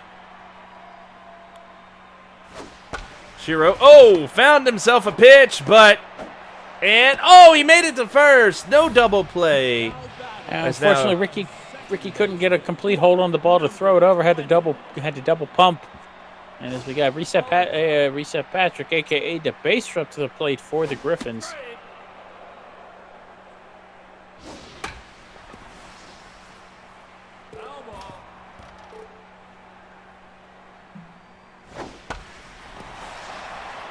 And now, fly out to Punk in the center area as now we go into the fifth. Paradox Punk made the play at the end of the fourth. She's going to lead us off here in the fifth. 0 for 1 this evening.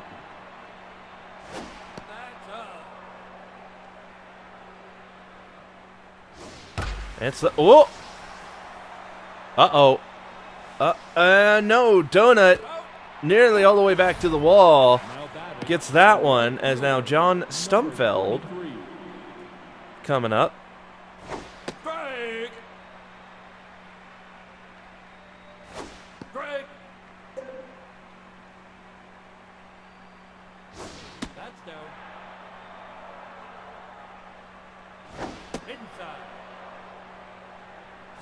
And that, there's ball number 3. We're all lit up. What are you doing? And that is out for John. As now Virus Elite.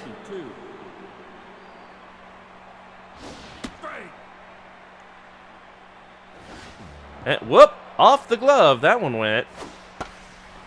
Solid, but it's over in foul territory. But hey, look at that. Wolf with out number 3. And look at that. Look who's up first. Now batting, the first baseman, number 38.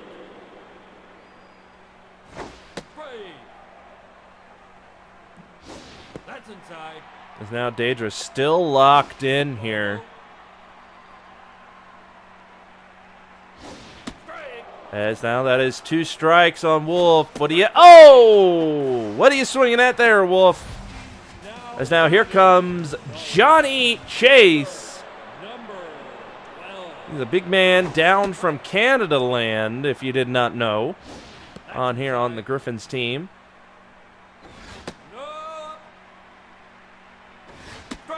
And, that's a strike. And, that's popped up, but it looks like the catcher, Virus Elite, gets the catch. 4 and out, as now here comes the catcher for the Griffins, Tom Ironman. And, yep, that's in the stands. For a foul.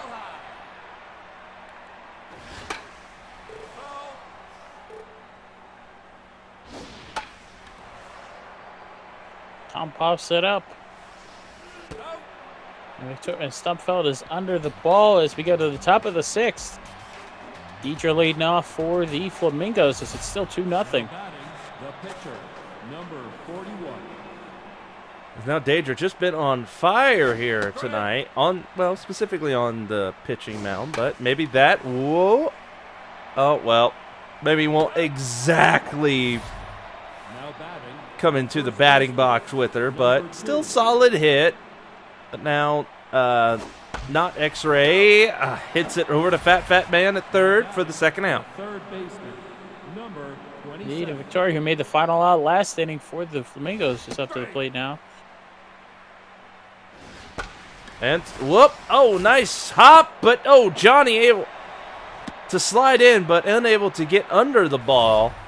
Indeed, traps it against the ground, makes a play, and limits it to only a single. You okay? You need yourself a drink? Stop those hiccups there. As that is the final out, as the baser makes the play. We go to the bottom of the 6th with Garfield leading off for the Griffins, and let me go get I'll water myself, try to avoid the Boston Crab. As now, Garfield out. Looks like Red Robe coming in to hit to start this section of the 6th inning.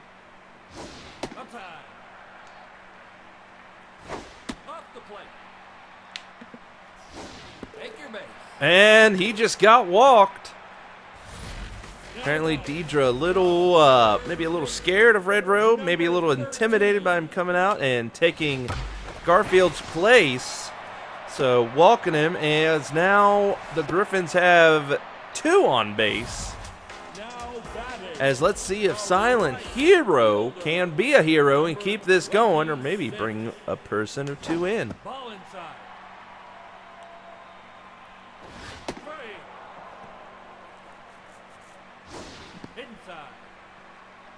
You like to see this for the Griffins. Oh, another strike. You got 2 runners on with no outs. This is maximum opportunity here, so that's going to hit the stands and go foul. And that's fair, but double, no, only a single.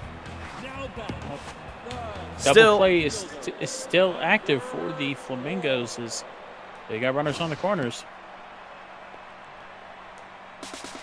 And we got a steal attempt, a jump, and he gets back in time. Silent Hero had to hit the 180 real quick like Sonic and get back to beat out the throw.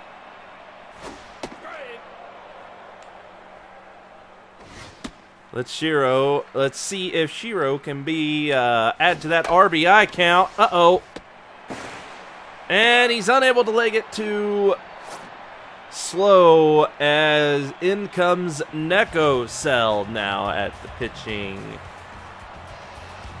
mound, as Ricky up first. Ricky, of course, last time up hit that monster 2-run home run. No, that's not going to do it, as Wolf's going to take it himself, get first out of the inning. Of course, the Griffins going to be kicking themselves for not being able to do anything with 2 runners on and no outs last in the bottom of the 6th.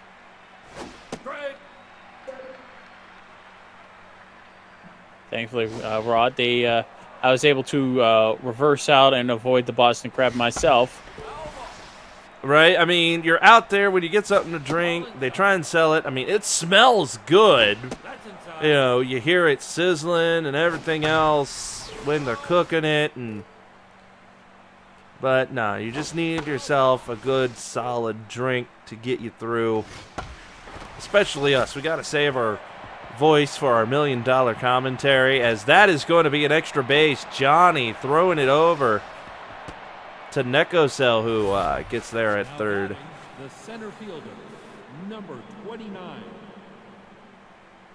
Now the Flamingos got a runner in scoring position with 1 out, looking to move them across and get them in to extend the lead even more. As we've seen here, being down in the 9th inning does not necessarily spell the end for a team, but man, the chances are they're slim, as Shiro gets that. Unable to get it over to second base, though, for a possible double play. The baser was now ready, as he thought that ball was going to smoke past Shiro, but he made a stellar play to keep it, catch it, get the out.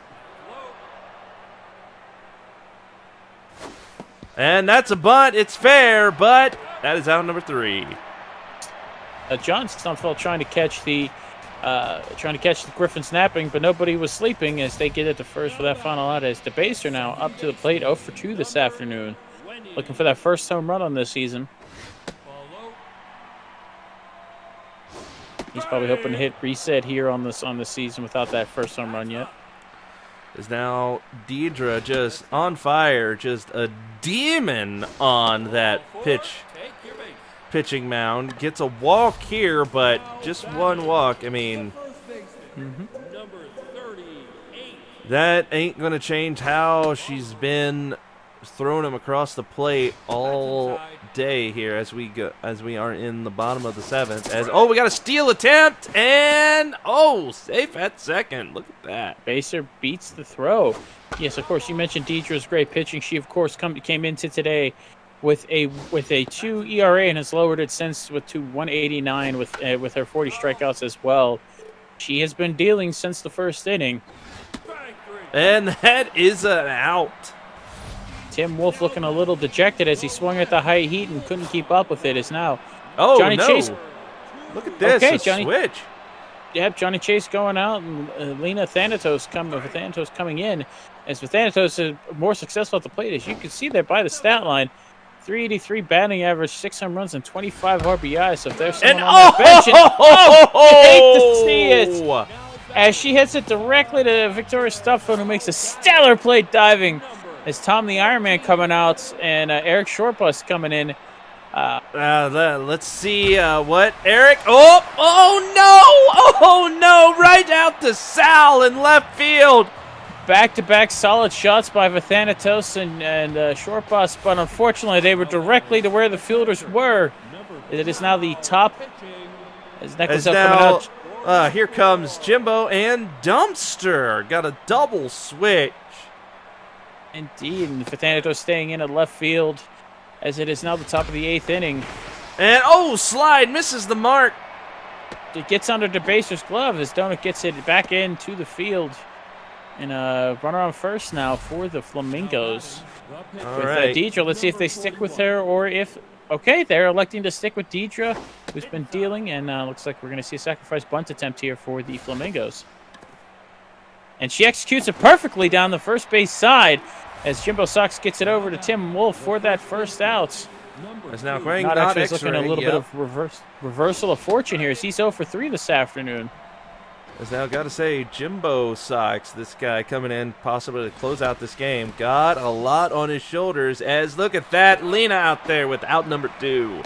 Lena backing him up, securing that ball out in left field. As now we got Victoria Stumfield, who made a stellar play last inning to halt any momentum for the Griffins.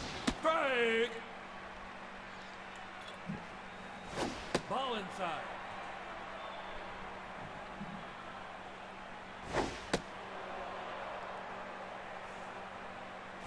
Greg. That's down.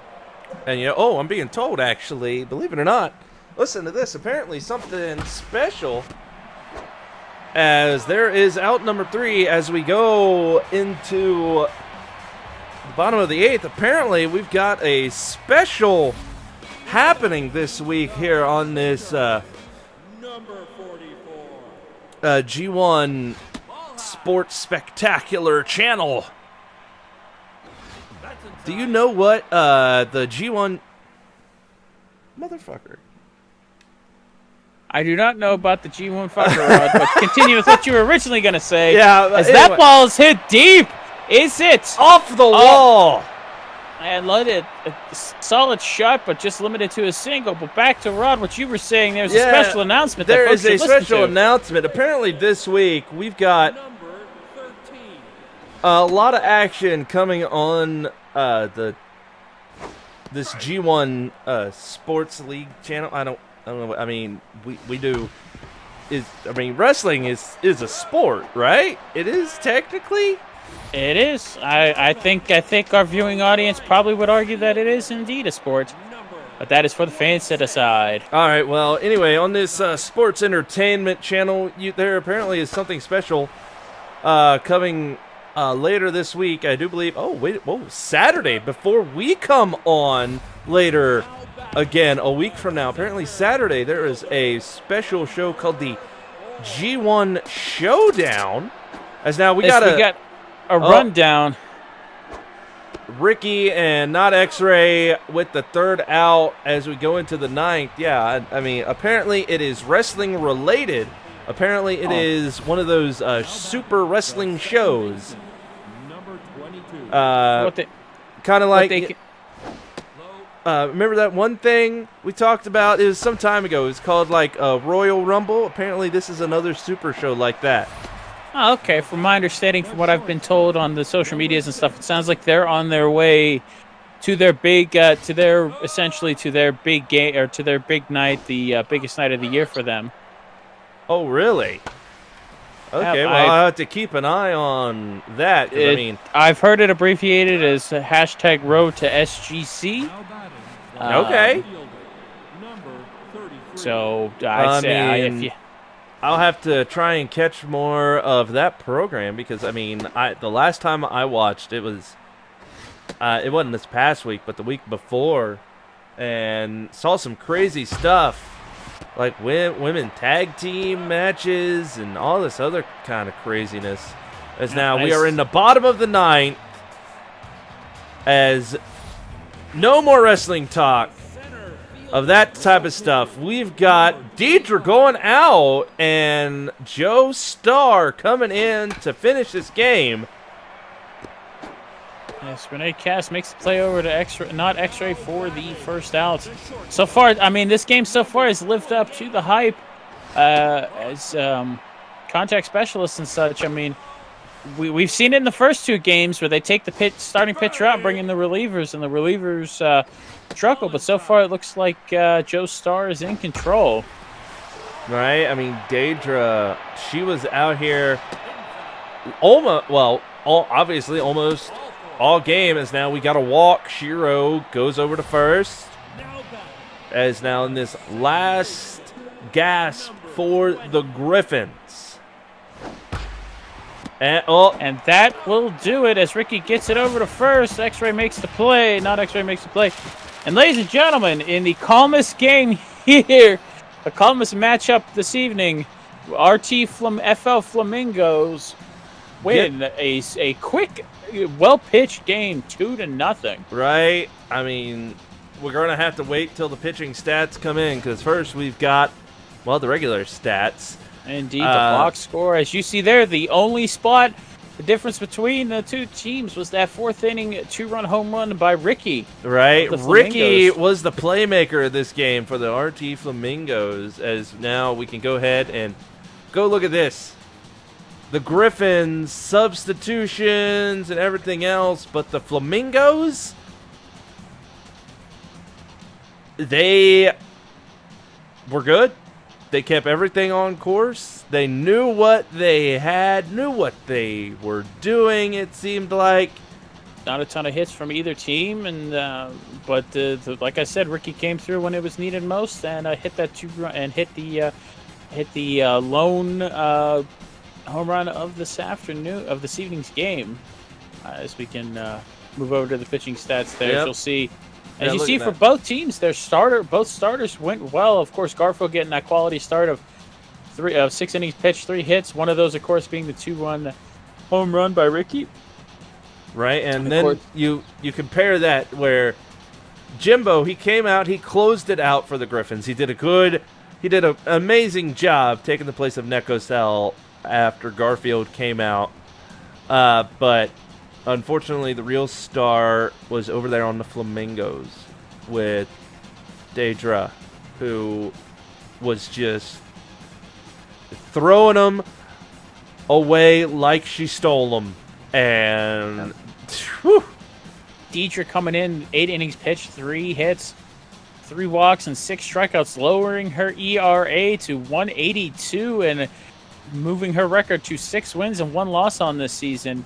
And of course, Joe Starr coming in and saving and getting a save there with the 1 out, only giving up that walk. But of course, it didn't matter as they hit into a inning-ending double play. And that's right. And that is it. As we look at the MVPs, obviously they're number 1. The amazing pitching by Deidre comes up, outshined almost everything here. And then in second, you have the winning home run, the 2 runs brought in by it, obviously by Ricky. And for third, you got Garfield, who in his own right had a great day at the pitching mound. 6 innings, like I said, 3 hits, 2 earned runs, 4 strikeouts. Unfortunately, was just had that one mistake by giving up that home run to Ricky. Otherwise, solid day all around. And that is it for our programming here this evening. Indeed, we are done for this week. But remember, stay tuned here for more sports entertainment coming this week. For like that G1 Wrestling Universe and including that big show, the G1 Showdown. Before we come back on Saturday, you can watch that before some baseball on Sunday. So yeah, that's going to be it for us until, well, next week, 7 days from now. I am Rod. He is Jim. That is it for the G1 Baseball League. We will see you next time. Stay safe, everybody. All right, that is it. So now we are done with that. Get the raid command ready. I'm getting it. There it is. Thank you all for showing up. Hope you enjoyed the games. We've got some good games hopefully next week as well, because those were some hell of a games right there, I gotta say. Well pitched, nail biters, and good contests all around. No, I dropped it.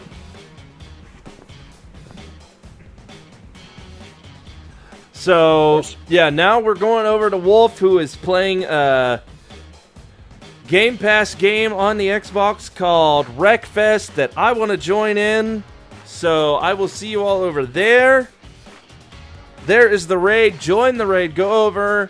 And if you ain't got it downloaded on your Xbox or whatever, then you need to hurry up and do that so you can join and wreck some fools. Indeed, everybody. Stay safe. We love you. We appreciate you being here. And yeah, we'll see you next time. Or on Tuesday. Or on Tuesday, yeah.